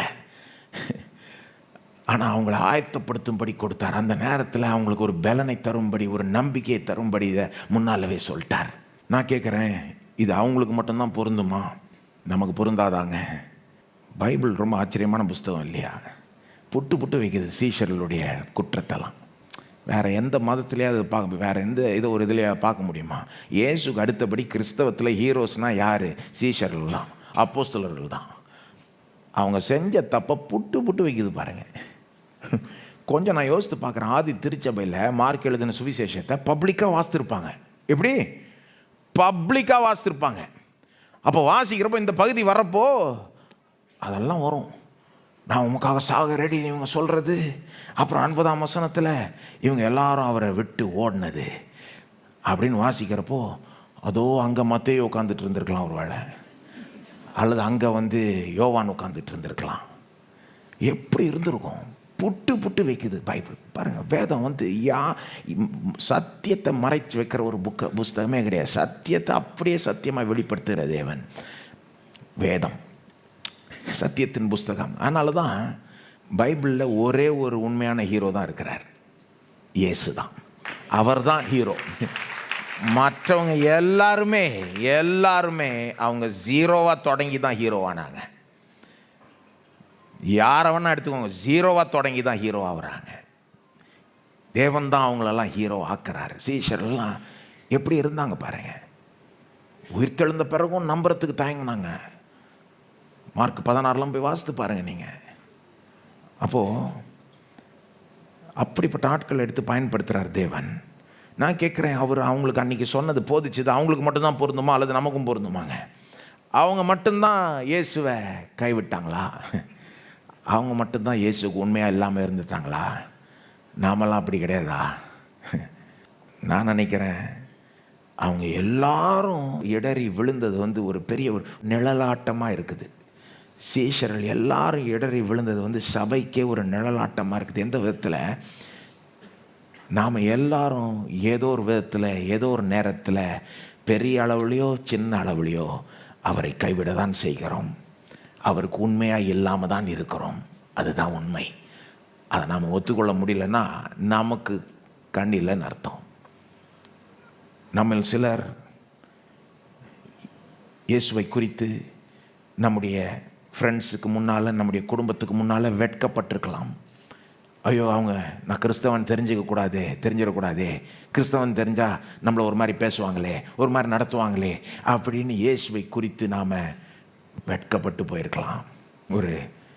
it's possible we have been ashamed. We were ashamed of Jesus. அந்த விதத்தில் அவரை மகிமைப்படுத்தாமல் போயிருக்கலாம். சில நேரம் நம்ம சிலர் அவருக்கு கெட்ட பேர் கூட கொண்டு வந்திருக்கலாம். கிறிஸ்தவர்களால் கிறிஸ்துவுக்கே சில நேரம் கெட்ட பேர் உண்டாகுது. கிறிஸ்தவர்கள் கிறிஸ்துவை மகிமைப்படுத்தும்படி இந்த உலகத்தில் இருக்கிறார்கள். ஆனால் சில நேரம் கிறிஸ்தவர்களால் கிறிஸ்துவுக்கு கெட்ட பேர் உண்டாகுது. அப்போ நம்ம சிலர் இப்படி இருந்திருக்கலாம், அப்படி இருந்திருக்கலாம். பாருங்கள், நம்ம சிலர் அவருடைய நம்ம எல்லாருமே அவருடைய சித்தத்தை செய்கிறதுல ஏதோ ஒரு விதத்தில் ஒரு குறைவு இருக்கும். ஆனால் நம்ம சிலர் அவருடைய சித்தத்துக்கு விரோதமாக முரட்டாட்டம் செய்திருக்கலாம். பலர் பல லெவலில் இருக்கலாம். சீஷர்களும் வேறு லெவலில் தான் இருந்தாங்க, எல்லாரும் ஒரே லெவலில் இல்லை. பாருங்கள், யூதாஸ் தான் ரொம்ப மோசம், பேதுரு அடுத்தது மோசம். அப்புறம் மீதி பேரெலாம் மோசம் இல்லைன்னு கிடையாது, எல்லாருமே தான் விட்டு ஓடினாங்க. அதுபோல தான் அது சபைக்கே ஒரு நிழலாட்டமாக இருக்குது, ஒரு பிக்சராக இருக்குது. எல்லாரும் ஏதோ ஒரு விதத்தில் எப்பயோ இயேசுக்கு உண்மையாக இல்லாமல் இருக்கிறோம். சிலர் பெரிய அளவில், சிலர் சிறிய அளவில். அதுதான் வித்தியாசம். வெறும் அவங்க அப்படி செஞ்சிட்டாங்கன்னு கிடையாது, எல்லாரும் அப்படி தான் இருக்கிறாங்க. அதுதான் உண்மை. இயேசு சொல்கிறாரு, இது எனக்கு தெரியும்பா, இது எனக்கு தெரியும், இது உனக்கு தெரியட்டும்ன்றாரு. உங்களுக்கு தெரியட்டும்னு சொல்கிறாரு. நான் உனக்கு எப்போவுமே உண்மையுள்ளவராக இருப்பேன், ஆனால் இதையும் தெரிஞ்சுக்கோ, நீ சில நேரம் எனக்கு உண்மையாக இருக்க மாட்ட. தெரிஞ்சுக்கோ, இது முக்கியம். அவங்க தெரிஞ்சுக்கணுன்னு தானே சொன்னார். அங்கே 25 இதை சொல்லிவிட்டு, நான் உங்களை கடைசி வரைக்கும் கொண்டு போக விட மாட்டேன் அப்படின்ட்டு 27, ஆனால் நீங்கள் எல்லாரும் விடலி விழுவீங்க. ரெண்டுத்தையும் தெரிஞ்சுக்கோன்றார். இதையும் தெரிஞ்சுக்கோ, அதையும் தெரிஞ்சுக்கோ. இந்த 2 சத்தியத்தையும் அவங்க தெரிஞ்சுக்கணும்னு விரும்புகிறார். இன்றைக்கும் நாம் இந்த 2 சத்தியங்களையும் நாம் தெரிஞ்சுக்கணுன்றதை இயேசு விரும்புகிறார். எந்த 2 சத்தியம்? நான் ஒருபோதும் உன்னை கைவிட மாட்டேன், ஆனால் சில நேரம் நீ என்னை கைவிடுவ, சில நேரம் நீ எனக்கு உண்மையாக இருக்க மாட்டேன். பெரிய அளவுலையோ சின்ன அளவுலையோ அது வித்தியாசங்கள் ஏற்படலாம். ஆனால் as a principle, as a truth, this is true about all of God's children. அதுதான் நான் நினைக்கிறேன். இது நம்ம கண்ணுக்கு தெரிலனா நம்ம கண்ணில் லென்ஸில் தான் ஃபால்ட்டு. இந்த 2 சத்தியமும் தெரியணும். இயேசு நம்மளை ஒருபோதும் கைவிட மாட்டார், நமக்கு எப்போவுமே நித்தியமாக உண்மையாக இருப்பார், உண்மை உள்ளவராக இருப்பார். 2வது சத்தியம், நாம் சில நேரம் அவருக்கு உண்மை உள்ளவர்களாய் இருப்பதில்லை. இது 2மே நீங்கள் தெரிஞ்சுக்கிட்டீங்கன்னா உங்களுக்கு அது ரொம்ப ஒரு உதவியாக இருக்கும். வாழ்க்கையில், கிறிஸ்தவ வாழ்க்கையை வாழ்கிறதுக்கு ரொம்ப பெரிய உதவியாக இருக்கும். இது 2மே நீங்கள் ஏற்றுக்கொள்ளலைன்னா, உங்கள் உள்ளத்தில் எடுத்துக்கலன்னா உங்களை பாதிக்கும். வெறும் ஃபஸ்ட்டு மட்டும் எடுத்துக்கிட்டு 2வது எடுக்கலன்னா, இயேசு எனக்கு எப்போவுமே உண்மையுள்ளவராக இருப்பார், ஆனால் சில நேரம் நான் அவருக்கு உண்மையுள்ளவராக இருக்க மாட்டேன்றதை நீங்கள் தெரிஞ்சிக்கலன்னா, ஏற்றுக்கலன்னா, அதை உணரலைன்னா சில நேரம் அதனால் பாதிப்பு ஏற்படும். எப்படின்னு சொல்கிறேன். உதாரணத்துக்கு, ஒருத்தர் அந்த ஃபஸ்ட்டு சத்தியம் மட்டும் தெரியுதா, ஏசு என்னை ஒருபோதும் கைவிட மாட்டார், எனக்கு எப்போவுமே உண்மையாக இருப்பார், அது தெரியுது. ஆனால் நான் சில நேரம் அவருக்கு உண்மையாக இருக்க மாட்டேன்றது தெரியலன்னா என்ன ஆகும் தெரியுமா? அவங்க உண்மையாக இல்லாதப்போ, ஏன்னா அப்படி ஒரு நாள் வரும். அப்படி ஒரு நாள் இல்லை, வரவே வராதுன்னு சொல்லாதீங்க. அவங்க அப்படி தான் பேசுனாங்க அன்றைக்கி.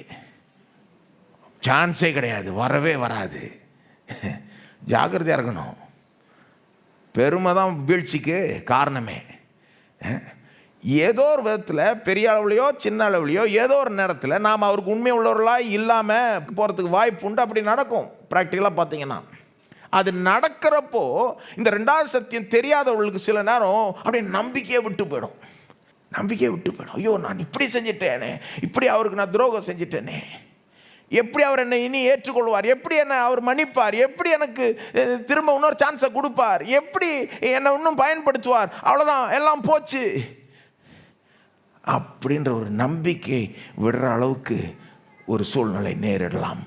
அப்படி ஆகக்கூடாதுன்னு இயேசு விரும்புகிறார். அதான் நீங்கள் ஆனால் சிலர் அப்படி ஆவறாங்க பாருங்கள். ஏன்னா அவங்களுக்கு இந்த ரெண்டாவது சத்தியம் தெரில. இயேசு என்னை கைவிட மாட்டார், ஓகே அது தெரியுது. ஆனால் நான் கைவிட்டனே, நான் இப்படி செஞ்சிட்டேனே, அப்போ எனக்கு என்ன எப்படி அவர் ஏற்றுக்கொள்ள முடியும் அப்படின்றாங்க. அப்போ அடிப்படையில் அவங்க என்ன நம்புகிறாங்க, இயேசுனுடைய உண்மை அவங்களுடைய உண்மையை சார்ந்து இருக்குது. இவங்க எந்த அளவுக்கு உண்மை உள்ளவர்களாக இருக்கிறாங்களோ அந்த அளவுக்கு இயேசு அவங்களுக்கு உண்மை உள்ளா இருப்பாருங்க தானே நம்புகிறாங்க. அவங்களுடைய அங்கே ஃபவுண்டேஷன் என்னது, அஸ்திபாரம் என்னது, இயேசு அவங்களுக்கு உண்மையாக இருக்கிறான்றல. அவங்க அவருக்கு உண்மையாக இருக்கிற வரைக்கும் எல்லாம் நல்லா போகும். உண்மையாக இல்லையா, அப்போ அவர் எதுக்கு ஏற்றுக்கொள்ளணும், அவர் எதுக்கு என்ன மன்னிக்கணும், எதுக்கு எனக்கு இன்னொரு சான்ஸ் கொடுக்கணும், அவ்வளோதான். என்ன ஏற்றுக்கொள்கிறதுக்கு காரணமே இல்லை, அவருடைய ஆசீர்வாதத்தை இழந்தாச்சு, இனி அவ்வளோதான், அவருடைய அன்பை கூட பெறத்துக்கு எனக்கு இனி தகுதியே இல்லை அப்படின்னு சிலர் நினைக்கிறாங்க பாருங்கள். பிசாசும் அந்த நேரத்தில் பூந்துட்டு ஆட்டம் போடுவான். அவ்வளோதான், உனக்கு என்ன தகுதி இருக்கு, போ, எப்படி கைவிட்ட பாரு. அப்போ ஜாக்கிரதையாக இருக்கணும் பாருங்கள். அதனால தான் இந்த ரெண்டு சத்தியமும் தெரியணுன்றேன். அவர் என்னை ஒருபோதும் கைவிட மாட்டார். சில நேரம் நான் அவருக்கு உண்மையாக இருப்பதில்லை. அது தெரியலன்னா ஒன்று நாம் அவருக்கு உண்மையாக இல்லாதப்போ இந்த மாதிரி ஆகலாம். எப்படி, நம்பிக்கை இழக்க ஒரு நேரிடலாம். அல்லது நாம் ரொம்ப சூப்பராக வாழ்கிறப்போ, ஃபஸ்ட்டு நான் சொன்ன உதாரணம், நாம் ஏதோ ஒரு விதத்தில் அவருக்கு உண்மையாக இல்லாதப்போ நம்பிக்கை இழக்கிறதுக்கு நேரிடலாம். ஆனால் இப்போ இன்னொரு அப்படியே உதாரணத்தை மாற்றி சொல்கிறேன். நாம் அவருக்கு உண்மையாக இருக்கிறப்போ, அவர் சொல்கிறதெல்லாம் செய்கிறப்போ, ஓரளவுக்கு சூப்பராக வாழ்கிறப்போ, அவருடைய கட்டளைகள்லாம் ஓரளவுக்கு நல்லா கை கொள்கிறப்போ, நல்லா கரெக்டாக சபைக்கு போயிட்டு நல்ல சபையில் ஊழியம் செஞ்சு எல்லாம் பண்ணி எல்லாத்தையும் செய்கிறப்போ, சில நேரம் நமக்கு எப்படி ஒரு புத்தி வரலாம், இந்த ரெண்டாவது சத்தியம் தெரிலன்னா, பாரு நான் எல்லாத்தையும் செய்கிறேன்ல, அப்போ அவர் எனக்கு செய்யணும் கரெக்டாக. நான் இவ்வளோ செய்கிறேன்ல, அவருக்கு இவ்வளோ உண்மையாக இருக்கிறேன்ல, அப்போ என் ஜபத்துக்கு அவர் பதில் அடிக்கணும்ல, எப்படி கொடுக்காமல் இருக்கலாம்? நான் கேட்குறேன், நிச்சயமாக எனக்கு இதை செஞ்சே ஆகணும். நிச்சயமாக செஞ்சே ஆகணுன்றது அது விசுவாசம். ஆனால் நான் கரெக்டாக இருந்துட்டேன்ல, நான் எல்லாத்தையும் அவருக்கு எதிர்பார்க்குற விதத்தில் செஞ்சுட்டேன்ல, நான் அவருக்கு உண்மையாக இருந்துட்டேன்ல, ஆகவே என் ஜபத்துக்கு அவர் நிச்சயம் பதில் அளிக்கணும்னா இல்லைங்க. அங்கே என்ன காண்பிக்குதுன்னா, அப்படி நினைக்கிறவர்கள் திரும்ப அவங்க அஸ்திபாரம் என்னது, அவர் என்ன அன்பு கூறுறார், எனக்கு உண்மை உள்ளவராக இருக்கிறாருன்றது இல்லை, நான் அவருக்கு உண்மை உள்ளவராக இருந்ததுனால அவர் எனக்கு உண்மை உள்ளவராக இருக்கணுமா. சில நேரம் அப்படிப்பட்டவர்கள் என்ன ஆகிடுவாங்க, சில நேரம் அவங்க எதிர்பார்க்குற மாதிரி ஜபத்துக்கு பதில் கிடைக்கலன்னா அப்செட் ஆகிடுவாங்க கடவுள் மேலே. நான் கரெக்டாக இருக்கிறேன், நான் எல்லாத்தையும் செஞ்சிட்டேன், அவர் மட்டும் செய்யலை. அவங்க பிரச்சனை என்னென்னா அஸ்திபாரம் தப்பு. இந்த ரெண்டாவது சத்தியத்தை அவங்க புரிஞ்சிக்கல. சில நேரம் அவங்க இயேசுக்கு உண்மையாக இல்லைன்றதை உணரல. அவங்க சில நேரம் சிலர் தங்களுடைய பிழைகளை அவங்களால பார்க்க முடியல. அவங்க ரொம்ப பர்ஃபெக்ட்னு நினைப்பு, எல்லாத்தையும் பர்ஃபெக்டாக செஞ்சுட்டேன், என்கிட்ட எந்த குறையும் இல்லை. அது மட்டும் இல்லை, எங்கேருந்து வந்தோன்றதை சில நேரம் மறந்துடுறோம். நாம் எப்படி எங்கேருந்து வந்தோன்றதை, நம்ம பேக்ரவுண்டை மறந்துடுறோம். என்னங்க, சில நேரம் வாழ்க்கையில் உயர்றப்போ எங்கேருந்து வந்தோன்றதை மறக்க நேரிடலாம். நம்ம பேக்ரவுண்ட் என்னங்க, எங்கேருந்துங்க வந்தோம்? இதோ அந்த ஆதாமுக்கிட்டேருந்து வந்தோம். அந்த ஆதாம் நம்மளை பாவிகளாக்கிட்டார். அப்போ பாவின்ற பேர் அவர்கிட்டருந்து நாம் சுதந்திரித்து கொண்டோம். ஆனால் நாமளும் அதை சம்பாதிச்சுக்கிட்டோம், அந்த பேருக்கு ஏற்ற விதத்தில் வாழ்ந்துக்கிட்டோம். அங்கேருந்தான் வந்தோம். நம்ம பேக்ரவுண்ட் என்னங்க, பாவிகள், தகுதி இல்லாத பாவிகள். அதை என்றைக்குமே மறந்துடக்கூடாது. அங்கேருந்து தாங்க வந்தோம். அங்கிருந்து தகுதி இல்லாத பாவிகளுக்கு தான் இயேசு கல்வாரி சிலுவையில் மரித்தார்.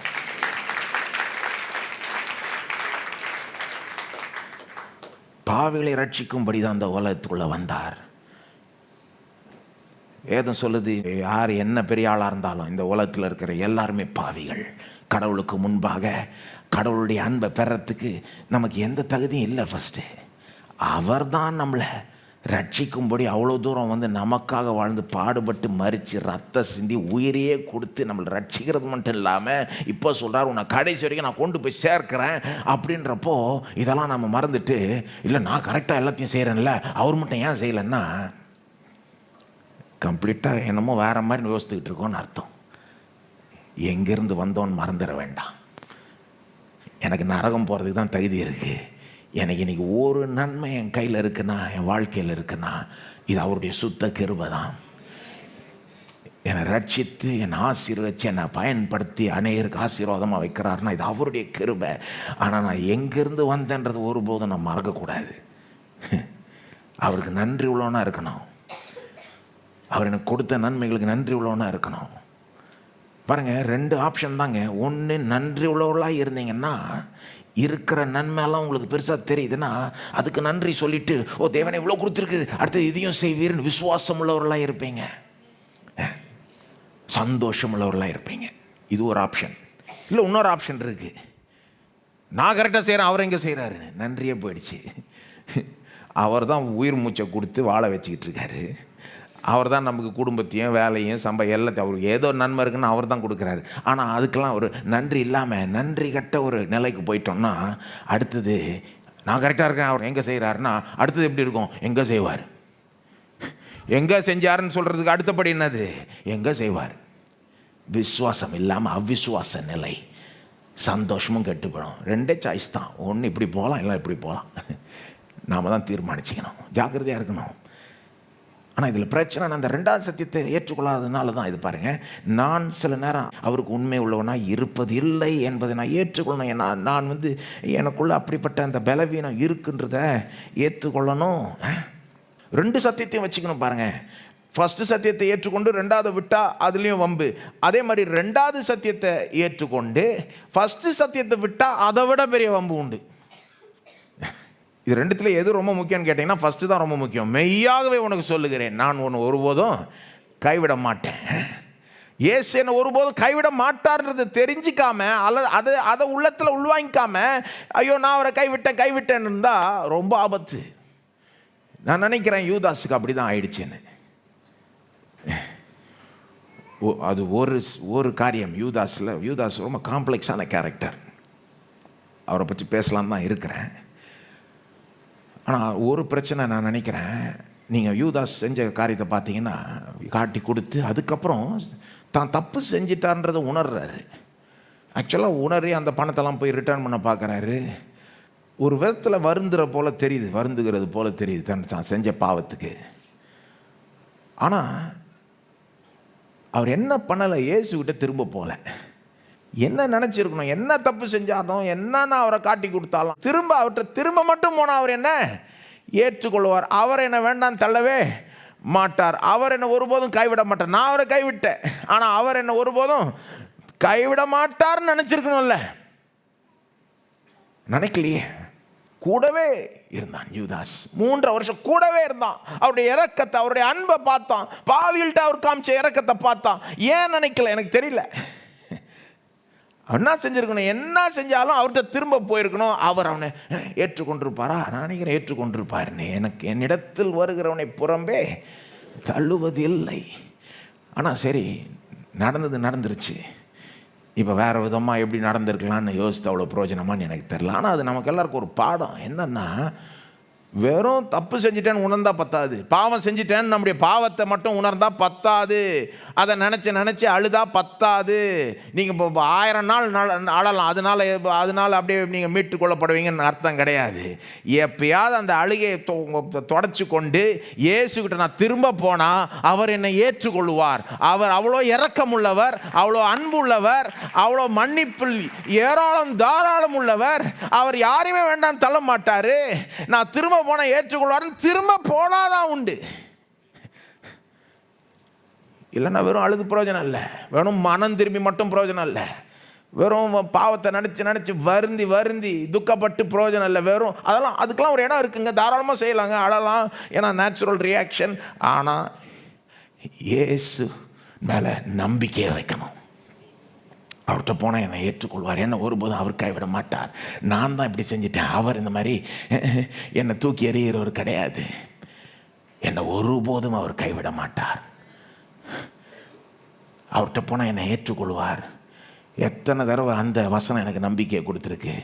என்னிடத்தில் வருகிறவனை நான் புறம்பே தள்ளுவதில்லை. அப்படின்னா நீங்கள் என்ன செஞ்சாலும், சொல்கிறேன் கேளுங்க, என்ன செஞ்சாலும், எத்தனை முறை செஞ்சாலும், நீங்கள் ஒரே ஒரு காரியத்தை செஞ்சீங்கன்னா எல்லாமே மாறலாம். அவர்கிட்ட திரும்ப வந்துடுங்க. அவர்கிட்ட திரும்ப வந்துடுங்க. நீங்கள் சொல்லலாம், இல்லைங்க நான் செஞ்சது உங்களுக்கு தெரியாதுங்க, நான் அவரை பெரிய விதத்தில் கைவிட்டேன், பெரிய விதத்தில் துரோகம் செஞ்சிட்டேன், பெரிய விதத்தில் பாவம் செஞ்சிட்டேன். என்ன செஞ்சிருந்தாலும் அவர்கிட்ட திரும்ப வாங்குங்க, அவர் உங்களை ஏற்றுக்கொள்வார். நீங்கள் சொல்லலாம், இல்லை எனக்கு உங்களுக்கு தெரியாதுங்க, நான் 1000 தடவை செஞ்சிட்டேங்க. எனக்கு யாருங்க சான்ஸ் கொடுப்பா? இன்னொரு சான்ஸ்.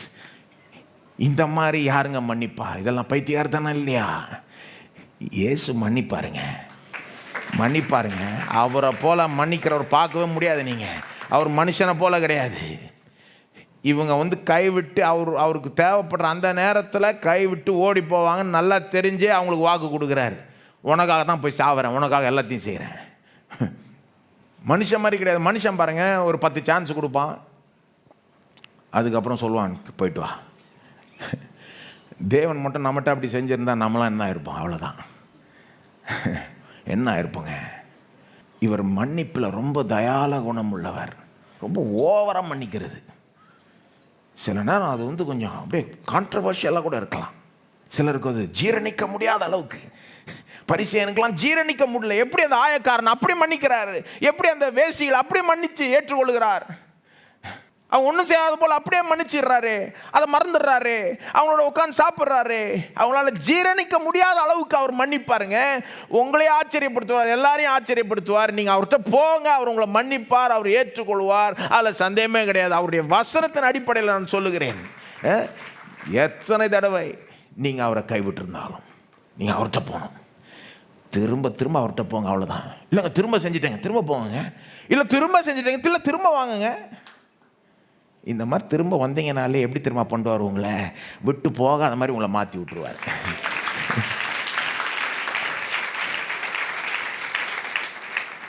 அவர்கிட்ட போகாத, இனி அவர் ஒன்று ஏற்றுக்கொள்ள மாட்டார்னு அந்த சத்தம் சொல்லுதே உங்களுக்கு. எங்கேருந்துங்க வருது? அது பிசாசுகிட்டேருந்து வருது. நான் சொல்கிறேன், அவர்கிட்ட நீங்கள் போகக்கூடாதுன்றது பிசாசு தான் விரும்புகிறான். உங்களை அப்படியே போட்டு அமைக்கணும்னு பார்க்குறான் பாருங்க. யாராக இருந்தாலும் இயேசுகிட்ட வரலாம். எத்தனை முறை நீங்கள் அவரை கைவிட்டிருந்தாலும், அவருக்கு விரோதமாக செஞ்சுருந்தாலும், துரோகம் செஞ்சுருந்தாலும், பாவம் செஞ்சுருந்தாலும், முரட்டாட்டம் செய்திருந்தாலும், என்ன செய்திருந்தாலும் நீங்கள் வரலாம். அவர் ஏற்றுக்கொள்வார். ஏன்னா அவர் நமக்கு உண்மை உள்ளவராக இருக்கிறார். நம்மை ஒருபோதும் கைவிடுவதே இல்லை. நம்பிக்கை இழக்க காரணமே இல்லை. நீங்கள் வாங்க, அந்த சிலுவையில் அவர் பக்கத்தில் தொங்கின அந்த கள்ளன்லாம் பாருங்கள், எவ்வளோ லாஸ்ட் மினிட் கேஸு. ஷோ, நம்மில் முக்காவாசி பேர் அவனுக்கு சான்ஸ் கொடுத்துருக்க மாட்டோம். உனக்கு சான்ஸ் இல்லை, போ. ஞானஸ்தானம் கூட எடுக்க முடியாது, எப்படி சான்ஸ் கொடுக்கறது? இறங்கி ஒரு பட்டுன்னு ஒரு ஞானஸ்தானம் கொடுத்துட்டு திரும்ப ஏறிட்டா கூட ஒரு ஏதோ ஒரு நம்ம இன்னும் கொஞ்சம் உறுதியாக சொல்லலாம் இல்லையா அப்படின்னு இருப்போம். நம்ம அவ்வளோ லாஸ்ட் மினிட்டில் கேட்குறான் அவன். உம்முடைய ராஜ்யத்தில் வரப்போ என்னை நினைவு, கேட்குற லைனை பாருங்கள், அவ்வளோ ஒன்றும் பெருசு ஒன்றும் கிடையாது. உம்முடைய ராஜ்யத்தில் வரப்போ என்னை நினைவு கூறும், அவ்வளோதான். அதுக்கு போய் அவனுக்கு அவ்வளோ பெரிய ஒரு உறுதியை கொடுக்குறாரு. இன்று என்னோட இன்னைக்கே நீ பரதீசில் இருப்பாய் என்று மெய்யாகவே உனக்கு சொல்லுகிறேன். அங்கேயும் வருது, யாருக்கு முற்றிலும் தகுதியே இல்லையோ அவனுக்கு தான் இருக்கிறதுல பெரிய உறுதி. அப்படிப்பட்ட உறுதி நீங்கள் வேதத்தில் பார்க்கவே முடியாது, யாருக்குமே கொடுக்கப்படல. சில நேரம் தேவன் செய்கிறதெல்லாம் கொஞ்சம் கான்ட்ரவர்ஷியல், சிலருக்கெல்லாம் அது ஜீரணிக்க முடியாது. அவருடைய இரக்கம், அவருடைய மன்னிப்பு, அதெல்லாம் பார்த்தே அவரை கண்டு ஜனங்க பயப்படுறாங்கன்னு வேதம் சொல்லுது. they fear him for his forgiveness. நான் இப்படி மன்னிக்கிறாரே. இந்த 2 சத்தியங்களும் நம்ம தெரிஞ்சுக்கணும்னு விரும்புகிறாங்க. இயேசு என்னை ஒருபோதும் கைவிட மாட்டார், எனக்கு எப்பொழுதும் உண்மை உள்ளவராய் இருப்பார். ஆனால் அது மட்டும் இல்லை, நான் சில நேரம் அவருக்கு உண்மை உள்ளவனாய் இருப்பதில்லை. இது 2மே உண்மை. இது 2த்தையும் நீங்கள் வச்சுக்கிட்டீங்கன்னா அதுதான் சுவிசேஷம். அதுதான் சுவிசேஷம். 2த்தையும் வச்சுக்கிட்டீங்கன்னா தான் பாருங்கள், அவருக்கு உண்மை உள்ளவர்களாக இல்லாதவர்களுக்கு அவர் உண்மை உள்ளவராக இருந்து அவரை நாம் நேசியாதப்போவே நம்மளை நேசித்து நம்மளுக்காக மரிச்சார். அதான சுவிசேஷம். நாம் பாவிகளாக இருக்கையில், நாம் தேவனுடைய சத்துருக்களாக இருக்கையில் நம்மை அன்பு கூர்ந்து நமக்காக உயிரையே கொடுத்தார். அதுதான் நாங்கள் சுவிசேஷம். இந்த 2 சத்தியத்திலையும் சுவிசேஷமே பார்க்கலாம் நீங்கள். அவர் எப்போவுமே நமக்கு உண்மை உள்ளவராக இருக்கிறார். நாம் சில நேரம் அப்படி இல்லைன்றது அவருக்கு தெரியும், நமக்கும் தெரியணும். அதனால தான் சொல்கிறார், இது ரெண்டுமே நமக்கு தெரிஞ்சதுன்னா வாழ்க்கையில் ஒரு செக்யூரிட்டி கொடுக்குங்க. இது ஒரு ஸ்டெபிலிட்டி கொடுக்கும், ஒரு அசையாத ஒரு நிலை கொடுக்கும். ஏன்னா அவர் எப்போவுமே எனக்கு உண்மை உள்ளவராக இருப்பார், எனக்கு எப்போவுமே உதவுவார், எனக்கு எப்போவுமே இரக்கம் காண்பிப்பார். நான் சில நேரம் விட்டுடுறேன், நான் சில நேரம் இதை செஞ்சிடறேன் அதை செஞ்சிடறேன், அவருடைய எதிர்பார்ப்புக்கு மேட்ச் ஆகிறதில்ல, ஆனாலும் அவர் எனக்கு இரக்கம் காட்டுகிறார் அப்படின்னு உங்கள் வாழ்க்கையை இன்னும் கொஞ்சம் ஸ்டேபிள் ஆகிடுங்க. ஏன்னா அவருடைய உண்மையை நம்பியே நீங்கள் வாழ்வீங்க. அவருடைய உண்மைத்தன்மையே உங்களுடைய அஸ்திபாரமாக இருக்கும். அது மட்டும் இல்லை, இந்த 2 சத்தியத்தை நீங்கள் வச்சுக்கிட்டாதான் நான் சொல்கிறேன், இன்னும் அதிகமாக அவரை கீழ்ப்படிவீங்க, இன்னும் அதிகமாக அவர்கிட்ட இந்த ஆசீர்வாதத்தை பெற்று அனுபவிப்பீங்க, இன்னும் அதிகமாக வெற்றி பெறுவீங்க வாழ்க்கையில். நல்லா கேளுங்க. சிலர் நினைக்கிறாங்க இப்படி போதிச்சா, சிலர் இந்த மாதிரி காரியத்தை கேட்டுட்டு, ஓ அவர் எப்போ பண்ணாலும் ஏற்றுக்கொள்வாரோ, அவர் என்ன பண்ணாலும் மன்னிச்சிருவாரோ, அப்போ திரும்ப திரும்ப அவர்கிட்ட போயிட்டா போதும்ல, அப்போ நான் திரும்ப திரும்ப பாவம் செய்கிறேன், வாழ்நாள் முழுக்க போய் நல்லா ஆட்டம் போடுறேன் அப்படின்னு செஞ்சிட மாட்டாங்களா அப்படின்னு சிலர் இந்த மாதிரி சத்தியத்துக்கு எதிர்ப்பு தெரிவிப்பாங்க.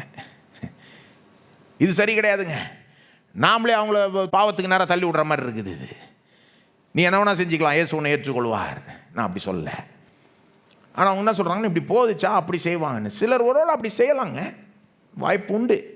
ஆனால் அப்படி திரும்ப திரும்ப செய்கிறவர்கள், இப்படிப்பட்ட காரியம் அவங்க காதில் எப்படி உழுதுன்னா, ஓ நான் என்ன செஞ்சாலும் அவர் ஏற்றுக்கொள்வார் சார், அப்போ நான் இது ஆராதனை முடிச்சுட்டு போய் செய்கிறேன் பார், ஒரு ஆட்டம் போட்டு அப்புறம் எப்படி அவர் ஏற்றுக்கொள்வார், மன்னிச்சிருவார்ல அப்படின்னு திரும்ப திரும்ப இப்படியே வாழ்கிறவங்க அவங்க உண்மையான கிறிஸ்தவங்களே கிடையாதுங்க. எப்படிங்க அந்த மாதிரி வாழ முடியும்? நான் கேட்குறேன். அவங்க இயேசுடைய அன்பே ருசிக்கலைங்க, ருசித்து பார்க்கலைங்க. அவங்க சும்மா விட்டாலும் தான் பாவம் செய்வாங்க. அப்படி ஒரு ஆள் எப்படிங்க இருப்பது? இயேசுக்கிட்ட திரும்ப திரும்ப போய் மன்னிப்பு பெற்றாலே நீங்கள் மாறிடுவீங்க. நல்லா கேளுங்க. இயேசுக்கிட்ட திரும்ப திரும்ப அவர் எப்படி திரும்ப நம்மளை மாற்றுறாரு? மன்னிப்பதன் மூலமாகவே மாற்றிடுறாரு. நான் மன்னிக்கிறேன், ஏற்றுக்கொள்கிறேன்னு சொன்னோன்னே நமக்கு என்ன இப்படியே ஏற்றுக்கொண்டாரு எப்படி அப்படின்னு இருக்குது. இந்த மாதிரி திரும்ப திரும்ப நடந்தால் எப்படி ஆகிடும்? நமக்கே அந்த பாவத்தின் மேலே ஒரு வெறுப்பாயிடும். சீப்போ இத்தனை தடவை இதை செஞ்சு தான் அவருக்கு விரோதமாக செஞ்சு நான் அவர் எல்லாத்தையும் மன்னித்து என்னை திரும்ப ஏற்றுக்கொண்டு திரும்ப திரும்ப எப்படி இதை செய்கிறது, இதை விட்டு கழிச்சிடலாம். நமக்கே ஒரு உறுதி வந்துடும், அந்த பாவத்தை வெறுக்க தொடங்கிடும். அவர் மன்னிக்க மன்னிக்க நமக்கு அந்த பாவத்தின் மீது ஒரு வெறுப்பு உண்டாயிடுங்க. வேண்டவே வேணாம் இப்போ அப்படின்னு ஆயிடுங்க. இந்த 2 சத்தியம் இது ஒன்றா வச்சுக்கிட்டிங்கன்னா அப்போ தான் இன்னும் அவரை கீழ்ப்படிய நம்ம நடத்தப்படுவோம், இன்னும் அதிகமாக அவரை கீழ்ப்படிவோம், இன்னும் பரிசுத்தத்தில் வளருவோம். ஏன்னா இது இல்லைன்னா எப்படி ஆகிடும்? நிறைய கிறிஸ்தவங்கள் எப்படி வாழ்கிறாங்கன்னு பார்த்தீங்கன்னா, அவங்க வாழ்கிற அந்த அப்ரோச்சே தப்பு. அவங்க எப்படி வாழ்கிறாங்கன்னா, நான் எல்லாத்தையும் கரெக்டாக செஞ்சுட்டேன்னா, கரெக்டாக செய்கிற வரைக்கும் அவர் ஆசீர்வதிப்பார், நான் அப்படி இப்படி தவறிட்டேன்னா அப்புறம் ஆசீர்வதிக்க மாட்டார், அவருடைய தயவு போயிடும் எனக்கு. அப்போ அவங்க கவனம் இங்கே எல்லாம் இங்கே என்ன, நான் கரெக்டாக செஞ்சுட்டேன்னா கரெக்டாக போகிற வரைக்கும் அவர் என்ன ஆசீர்வதிப்பார். ஒரு ப்ரெஷரோடையே வாழ்ந்துக்கிட்டு இருக்காங்க. இது எப்படி இருக்குன்னா, ஒரு கீபோர்ட் பிளேயர்கிட்ட போயிட்டு, அருமையான மியூசிஷியன்கிட்ட போயிட்டு, நீங்கள் போய் வாசி, ஒரு தப்பு நோட்டு உழுதா நான் அடிப்பேன் அப்படின்னு சொல்லி பார்த்தீங்கன்னா, நல்ல மியூசிஷியன் கூட தப்பு நோட்டு விழும். வழக்கமாக தப்பே செய்யாதவங்க கூட ஒரு தப்பு நோட்டு விழுந்தால் அடி, எத்தனை தப்போ அத்தனை அடி, கையிலே அந்த நேரத்தில் அடிப்பேன்னா விழாத தப்பு கூட விழுவோம். அப்போ சிலர் நினைக்கிறாங்க ப்ரெஷர் கொடுக்க கொடுக்க அவங்க ஆள் இன்னும் நல்லா பெர்ஃபார்ம் பண்ணுவாங்க. கிடையாது கிடையாது. அப்போது பாவத்தன்மை உள்ளவர்கள் இந்த மாதிரி ப்ரெஷரோட வாழ்கிறப்போ எப்படி பாவம் செய்யாமல் வாழ்கிறது, எப்படி தேவனுக்கு பிரியமாக வாழ்வதுன்னு நான் கேட்குறேன். நான் கரெக்டாக செய்கிற வரைக்கும் தேவன் ஆசீர்வதிப்பார். அப்போ கரெக்டாக செஞ்சாச்சா, இன்னைக்கு கரெக்டாக வாழ்ந்தாச்சா, நாளைக்கு கரெக்டாக வாழ்ந்து, இப்படியே கவனம் இப்படி இருந்ததுன்னா தப்பாக போயிடுங்க. கரெக்டாக வாழ மாட்டோம், பாவம் செய்வோம், பரிசுத்தத்தில் வளர முடியாது. இப்படி நம்ம வாழணும் தேவன் விரும்பவில்லை. அதனால தான் என்ன பண்ணார், நம்மளை மீட்டெடுக்கிறப்போ நம்மளை நியாயப்பிரமாணத்திலேருந்து மீட்டெடுத்துட்டார். அதனுடைய அர்த்தம் என்னன்னு தெரியுமா உங்களுக்கு? நியாயப்பிரமாணத்திலேருந்து மீட்டெடுக்கிறது என்னங்க? நம்மளை மிரட்டிகிட்டு இருந்த நியாயப்பிரமாணம். தப்பு செஞ்சால் உழம்பாருன்னு மிரட்டிட்டு இருந்தது. தப்பு செஞ்சால் சாகவே சாவாய், பாவம் செய்கிற ஆத்துமா சாகவே சாகணும் மிரட்டிட்டு இருந்தது. அந்த நியாய பிரமாணத்திலேருந்து மீட்டெடுத்தார். எப்படி? நமக்காக அவர் போய் செத்தார். நமக்கு தண்டனை கொடுத்தது பிரமாணம், அந்த தண்டனை ஏற்றுக்கொண்டார். நம்முடைய இடத்துல பிரமாணத்தை நிறைவேற்றினார். அதன் மூலமாக பிரமாணத்திலிருந்து, அந்த பிரமாணத்திலிருந்து மீட்டார்னா அர்த்தம் என்னது? He freed us from the law, the threatenings of the law. அந்த அந்த அந்த ஒரு மிரட்டல் கொடுக்குது பாருங்க பாவிக்கு நியாய பிரமாணம், அந்த மிரட்டலிருந்து மீட்டெடுத்தார். அதான் அர்த்தம். இப்போ ப்ரெஷர் இல்லை. இப்போ ப்ரெஷரு, ஒரு மியூசிஷியன் எப்போ நல்லா வாசிப்பாங்க தெரியுமா? அவங்க என்ஜாய் பண்ணி, தப்பு செஞ்சால் என்ன, நல்லா என்ஜாய் பண்ணி வாசிக்கலாம் அப்படின்னு விட்டு பாருங்க, அப்போ தான் நல்லாவே வரும். ஒரு சின்ன பிள்ளை நடக்க கற்றுக்குதுன்னா, தப்பு செஞ்சால் அடிக்கிறேன்னா எப்படி இருக்கும்? சின்ன குழந்தை நடக்க கற்றுக்குதுன்னா யாராவது அப்படி சொல்லுவாங்களா? பண்ண மாட்டாங்க. அது உளுந்து எந்திரிக்கும். அப்படி தான் அது கற்றுக்கும். அப்படி தாங்க ஆவிக்குரிய வளர்ச்சியும். உளுந்து எந்திரிக்கிறோம். பிதா ஒரு கொடூரமான ஒரு தகப்பன் கிடையாது. அவர் நம்மளை எப்படி நடத்தணும் அவருக்கு தெரியும். அதனால தான் என்ன பண்ணிட்டார்? நியாய பிரமாணத்தில் மீட்டு எடுத்துட்டார். அதனால தான் இயேசு என்ன சொல்கிறார் இங்கே பார், எனக்கு தெரியும், நான் உனக்கு எப்போவுமே உண்மை உள்ளவனாக இருப்பேன், ஆனால் நீ என்ன மாதிரி இல்லைன்றதை தெரிஞ்சுக்கோ. நீ சில நேரம் எனக்கு உண்மை உள்ளவனா இருக்க மாட்ட. எனக்கு தெரியாது, உனக்கு தெரியறதை விட எனக்கு தெரியும். மனசில் ஏற்றிக்கோ இதை நல்லா அப்படின்றார். ஆகவே நீ என்ன ஆச்சரியப்படுத்துறது கிடையாது. நீ அப்படி செஞ்சால் கூட நான் உன்னை மன்னிப்பேன், நான் உன்னை ஏற்றுக்கொள்வேன், இன்னொரு சான்ஸ் உனக்கு கொடுப்பேன். நான் உன்னை எப்படி நடத்தணும்னு எனக்கு தெரியும், கொஞ்சம் கொஞ்சமாக உன்னை வளர வைப்பேன். இப்படி தான் நாம் வாழணும்னு விரும்புகிறார் பாருங்கள். இந்த ரெண்டு சத்தியத்தையும் ஒன்றா வச்சுக்கணும் பாருங்கள். இப்படி நீங்கள் வாழ்ந்தீங்கன்னா தான் ஒரு ப்ரெஷர் இல்லாமல், ஐயோ நான் தப்பு செஞ்சுட்டா தேவன் என்ன சபிச்சிருவார், தப்பு செஞ்சுட்டா ஆசீர்வதிக்க மாட்டார் அப்படின்னு நினைக்காம, ப்ரெஷரே இல்லாமல், எனக்கு ஏற்கனவே எல்லா ஆசீர்வாதத்தையும் சம்பாதிச்சு கொடுத்துட்டாரு, என்னை ஏற்கனவே தகுதிப்படுத்திட்டாரு, இப்போ தப்பு செஞ்சால் கூட மன்னிக்கிறேன்றாரு. தப்பு செய்கிறது ரைட்டுன்னு கிடையாது, நான் அப்படி சொல்ல. அப்படின்னு நீங்கள் நினைக்கிறப்போ தான் பாவமே அவ்வளோ செய்ய மாட்டோம் நாம். ஏன்னா செய்கிறதுக்கே மனசு வராது. ஏன்னா இவ்வளோ நம்ம நல்லா நடத்துகிற பிதா, இவ்வளோ நல்லா நடத்துகிற இயேசு, நம்மளை இவ்வளோ புரிஞ்சுக்கிற இயேசு, நம்மோட இவ்வளோ பொறுமையாக இருக்கிற இயேசுவை நாம் கைவிட நமக்கு மனசு வராது. அவருக்கு விரோதமாக போகிறதுக்கு மனசு வராது. ரொம்ப உறுத்திடும்.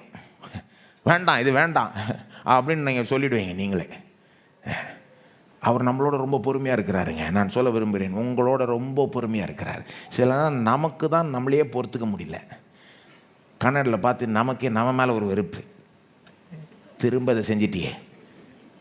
சில நேரம் நம்ம கையில் இருந்தால் நம்மளே நரகத்துக்கு அனுப்பிச்சிட்டு இருப்போம். எப்போ நல்ல வேலை நம்ம கையில் இல்லை. அது நாம் நியாயாதிபதி கிடையாது, அவர் தான். அவர் தான் பாருங்கள், நம்மளுடைய பலவீனமும் நம்மளை விட அவருக்கு தான் தெரியும், நம்மளுடைய பலனும் நம்மளை விட அவருக்கு தான் தெரியும். நாளைக்கு நான் பண்ண போகிற தப்பும் அவருக்கு தெரியும், நாளைக்கு நான் எப்படி சூப்பராக அவருக்காக வாழ முடியுன்றதும் அவருக்கு மட்டும்தான் தெரியும். எனக்கு கூட தெரியாது, யாருக்கு பாருங்கள். we don't know ourselves. நம்மகிட்ட இருக்க அந்த தவறான அந்த குணங்களும் நமக்கு தெரியாது, அந்த அழகான தன்மைகளும் நமக்கு உருப்படியாக தெரியாது. அவருக்கு தான் தெரியும். அவர் சொல்கிறார், உன்னை எப்படி ஆக்கணும்னு எனக்கு தெரியும், நீ என்னை நம்பிட்டு வா, நான் உன்னோட பொறுமையாக இருக்கிறேன், உன்னை நடத்துகிறேன், படிப்படியாக நடத்துகிறேன். அப்போ நான் சொல்லுகிறேன், நீங்கள் உங்களோட தயவு செய்து கொஞ்சம் பொறுமையாக இருந்துக்கோங்க. நீங்கள் உங்களையே கொஞ்சம் தயவு செய்து பொறுத்துக்கோங்க. சரி பரவாயில்ல, அட்ஜஸ்ட் பண்ணிக்கலாம். இப்போதைக்கு தேவன் உங்களை ஏற்றுக்கொள்கிறார், உங்களை அன்பு கூறுகிறார், உங்களை மன்னிப்பார். என்ன நடந்தாலும் திரும்ப சொல்கிறேன், திரும்ப அவர்கிட்ட போயிடுங்க. என்ன பண்ணுங்கள்? திரும்ப அவர்கிட்ட. யூதாஸ் பண்ண தப்பு மட்டும் பண்ண வேண்டாம். என்ன பண்ணாலும், எத்தனை தடவை பண்ணாலும் திரும்ப அவர்கிட்ட போயிட்டீங்கன்னா அவர் உங்களை கொஞ்சம் கொஞ்சமாக மாற்றி, அவர்கிட்ட ரொம்ப தூரம் போகாத மாதிரி ஆக்கி விட்டு, உங்கள் கேரக்டரை, உங்கள் சுவாபத்தை எல்லாத்தையும் எப்படி மாற்றணும்னு தெரியும். இந்த சீஷரில் அப்படி தானே பண்ணார். அன்றைக்கி எல்லாரும் அவரை விட்டு ஓடினாங்க. ஆனால் பிறகு இவங்க எப்படி ஆகிறாங்கன்றதை பாருங்கள்.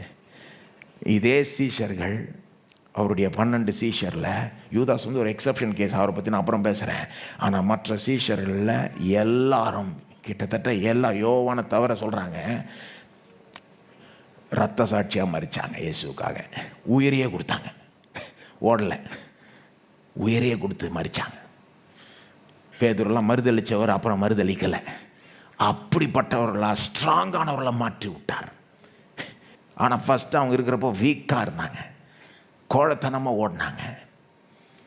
ஆனால் பிறகு வேறு விதமான ஆட்களாய் மாற்றி விட்டார். அப்போ தேவனுக்கு நீங்கள் பெரிய ஹீரோவாக இருக்கணும்னு அவசியம் கிடையாது. நீங்கள் ஜீரோவாக இருந்தால் அவருக்கு ரொம்பவே மகிமை. ஏன்னா ஜீரோவை எடுத்து ஹீரோவாக மாக்கிடுவார். தேவனுக்கு உங்கள்கிட்ட பெரிய விசுவாசம் இருக்கணும்னு அவசியம் கிடையாது. பெரிய விசுவாசம் இருந்தால் நல்லதுங்க. ஆனால் எல்லாத்தையும் பெரிய விசுவாசம் இல்லை, சின்ன துளி அளவு விசுவாசம் இருந்தால் போதும். கடுகு அளவு விசுவாசம் இருந்தால் போதுங்க.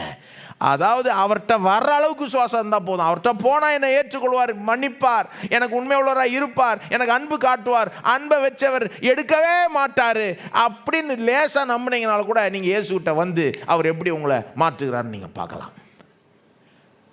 கடைசி அந்த ஒரு கோட் சொல்லிட்டு முடிச்சிடறேன். ஆகவே நம்ம கவனம் நான் எல்லாத்தையும் கரெக்டாக செஞ்சிட்டேனா அப்படின்னு பார்த்து வாழ்கிறது கிடையாது. அப்படி வாழ்கிறதே தப்பு.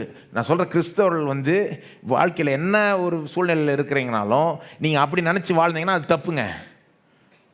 எல்லாத்தையும் நான் கரெக்டாக செய்கிறேன்னா ஏன் நடக்க மாட்டேங்குது, ஏன் அது நடக்க மாட்டேங்குது, ஏன் இது நான் எல்லாத்தையும் நான் தவறு செய்கிறேன்னா, நான் இது செய்கிறேன்னா, இப்படியே தான் கவனம் இருக்குன்னா தப்புங்க. ஹட்சன் டெய்லர் சொல்கிறாரு கேளுங்க, it is not by trying to be faithful. Hudson டெய்லர்ன்ற ஒரு பெரிய ஒரு மிஷனரி, சைனாவில் போய் ஊழியம் செய்தவர். It is not by trying to be faithful but in looking to the faithful one that we win the victory. நான் உண்மையாக இருக்கிறேனான்னு பார்த்து போகிறதில்லை கிறிஸ்தவ வாழ்க்கை. உண்மை உள்ளவரை நோக்கி அப்படியே பார்த்துக்கிட்டே இருக்க தான் வெற்றி நமக்கு கிடைக்கிறது. நான் உண்மை உள்ளவராக நடந்துக்கிறேன்னு பார்க்கறதில்ல. உண்மை உள்ளவராக இருக்கிற அந்த ஒருவரையே கண்டு கவனித்து இருக்கிறப்போ வெற்றி நம்முடையது. வெற்றிக்கு நேராக நம்மளை நடத்துகிறார். இயேசு எப்படி நமக்கு அன்பு காட்டுறார், எப்படி நம்மளை மன்னிக்கிறார், எப்படி நம்மளை ஏற்றுக்கொள்கிறார், அரவணைக்கிறார்ன்றது இயேசுடைய மகிமையை பார்க்க, அவருடைய முகத்தை பார்க்க, வசனத்தின் மூலமாக அவரை பார்க்க அவரை போல நாம் மாற்றப்படுகிறோம், பெரிய வெற்றியை பெறுகிறோம், ஆசீர்வாதம் பெறுகிறோம், எல்லா விதத்திலையும் முன்னேறுகிறோம். எல்லோரும் எழுந்து நிற்போம், ஸ்தோத்திரிப்போம், தேவனுக்கு நன்றி சொல்லுவோமா. ஸ்தோத்திரம் ஆண்டவரே, இன்றைக்கு எங்களுக்கு ஆறுதல் படுத்தினதற்காக நன்றி ஆண்டவரே. நீர் எவ்வளோ நல்லவர், எவ்வளோ கிருபை உள்ளவர், இரக்கம் உள்ளவர். உம்மை போல யாருமே இல்லை, மனிதர்கள் உம்மை போல இல்லை, இருக்கவும் முடியாது. ஒரு நாள் உம்மை போல இன்னும் பூரணராக எங்களை மாற்றுவீர். இப்போத்திலேருந்தே கொஞ்சம் கொஞ்சமாக மாற்றுவீராக. உம்மை பார்க்க உம்மை போல நாங்களும் மாறட்டும் ஆண்டவரே. அந்த உண்மை தன்மை எங்களிடத்துலையும் காணப்படட்டும். ஆனால் நாங்கள் எங்களையே கவனிச்சுட்டு வாழ்கிறதில்ல, உண்மையே நோக்கி பார்த்து வாழ கிருபை செய்யும். நாங்கள் என்னத்தை தப்பு செஞ்சோம் அல்லது ரைட்டு செஞ்சோன்றதை பெருசாக பார்க்காம, நீர் எவ்வளோ அன்புள்ளவர், எவ்வளோ இரக்கமுள்ளவர், எவ்வளோ மன்னிக்கிறீர், எவ்வளோ உண்மை உள்ளவராக இருக்கிறன்றதே கவனித்து கொண்டு வாழ செய்யும் ஆண்டவர். எங்களை வழி நடத்த ஆண்டவரே. நீர் எங்களோட பொறுமையாக இருப்பதனால் நன்றி ஆண்டவரே. எங்களை படிப்படியாக நடத்தும், வளரச் செய்யும். இன்றைக்கு தூரமாக இடத்துலேருந்து போயிருக்கிறவர்கள் திரும்பட்டும், உங்கள் மட்டும் திரும்பி வரட்டும், உம்மை நம்பட்டும் ஆண்டவரே. ஸ்தோத்திரம். நீர் அவளை ஒருபோதும் அவளை கைவிட மாட்டீர், அவளை ஏற்றுக்கொள்ளுவீர், அவளை அரவணைத்துக் கொள்ளுவீர் என்று நம்பி வரட்டும். உம்முடைய அன்பை அவர்கள் திரும்ப ருசித்து பார்க்கட்டும். உம்முடைய அன்பே அவங்கள தொடர்ந்து மாற்றட்டும் ஆண்டவரே. ஸ்தோத்திரம், ஸ்தோத்திரம், ஸ்தோத்திரம். தொடர்ந்து இந்த சத்தியத்துக்குள்ள எங்களை நிலைநிறுத்துவீராக, வளரச் செய்வீராக, பெரிய நம்பிக்கையை ஊட்டுவீராக. நீர் எங்களுக்கு வாக்கு கொடுத்துட்டே கடைசி வரைக்கும் கொண்டு போய் சேர்ப்பீர் என்று. இதை யாரும் எதுவும் மாற்ற முடியாது. நாங்கள் செய்ய வேண்டியதெல்லாம் உண்மை நம்பணும், அவ்வளோதான். உண்மை நாங்கள் நம்புகிறோம். தொடர்ந்து விசுவாசத்தில் வளர செய்யும், தொடர்ந்து எங்களை பயன்படுத்தும். அநேகருக்கு நீர் பெரிய திட்டங்களை வச்சிருக்கிறீர், நோக்கங்களை வச்சிருக்கிறீர். பிசாசானவன் அவங்கள்ட்ட போய் சொல்லி அவங்களுக்கு இனி ஒன்றும் இல்லை, ஊழியம் இல்லை, இது இல்லை, அது இல்லை, இது அது அவங்க செஞ்சிட்டதுனால அவங்க கதை முடிஞ்சதுன்னு சொல்லிவிட்டான். ஆனால் நீர் சொல்லுகிறீர், இல்லை, முடியவில்லை, உனக்காக பெரிய ஊழியத்தை வைத்திருக்கிறேன், உனக்காக பெரிய திட்டங்களை வைத்திருக்கிறேன், உன்னை மன்னித்து உன்னை ரெஸ்டோர் பண்ணி உன்னை திரும்ப நான் ஆளாக்குகிறேன், உன்னை திரும்ப உயர்த்துகிறேன், என்னுடைய நாமத்தை உன் மூலமாய் மகிமைப்படுத்துகிறேன் என்று நீர் சொல்லுகிறீர். முடிய அந்த திட்டத்தை ஏற்றுக்கொண்டு உம்மிடத்தில் நம்பிக்கை வைக்கட்டும், வரட்டும் ஆண்டவரே. இவர்கள் உடைய ஜனங்களை தொடர்ந்து வழி நடத்த ஆசீர்வதியும். இயேசுவின் நாமத்தில் ஜெபிக்கிறோம். ஆமென். நம்முடைய கர்த்தராகிய இயேசு கிறிஸ்துவனுடைய கிருபையும் பிதாவாகிய தேவனுடைய அன்பும் பரிசுத்த ஆவியானவருடைய ஐக்கியமும் நம்மோடு இன்றைக்கும் என்றைக்கும் இருப்பதாக. ஆமென்.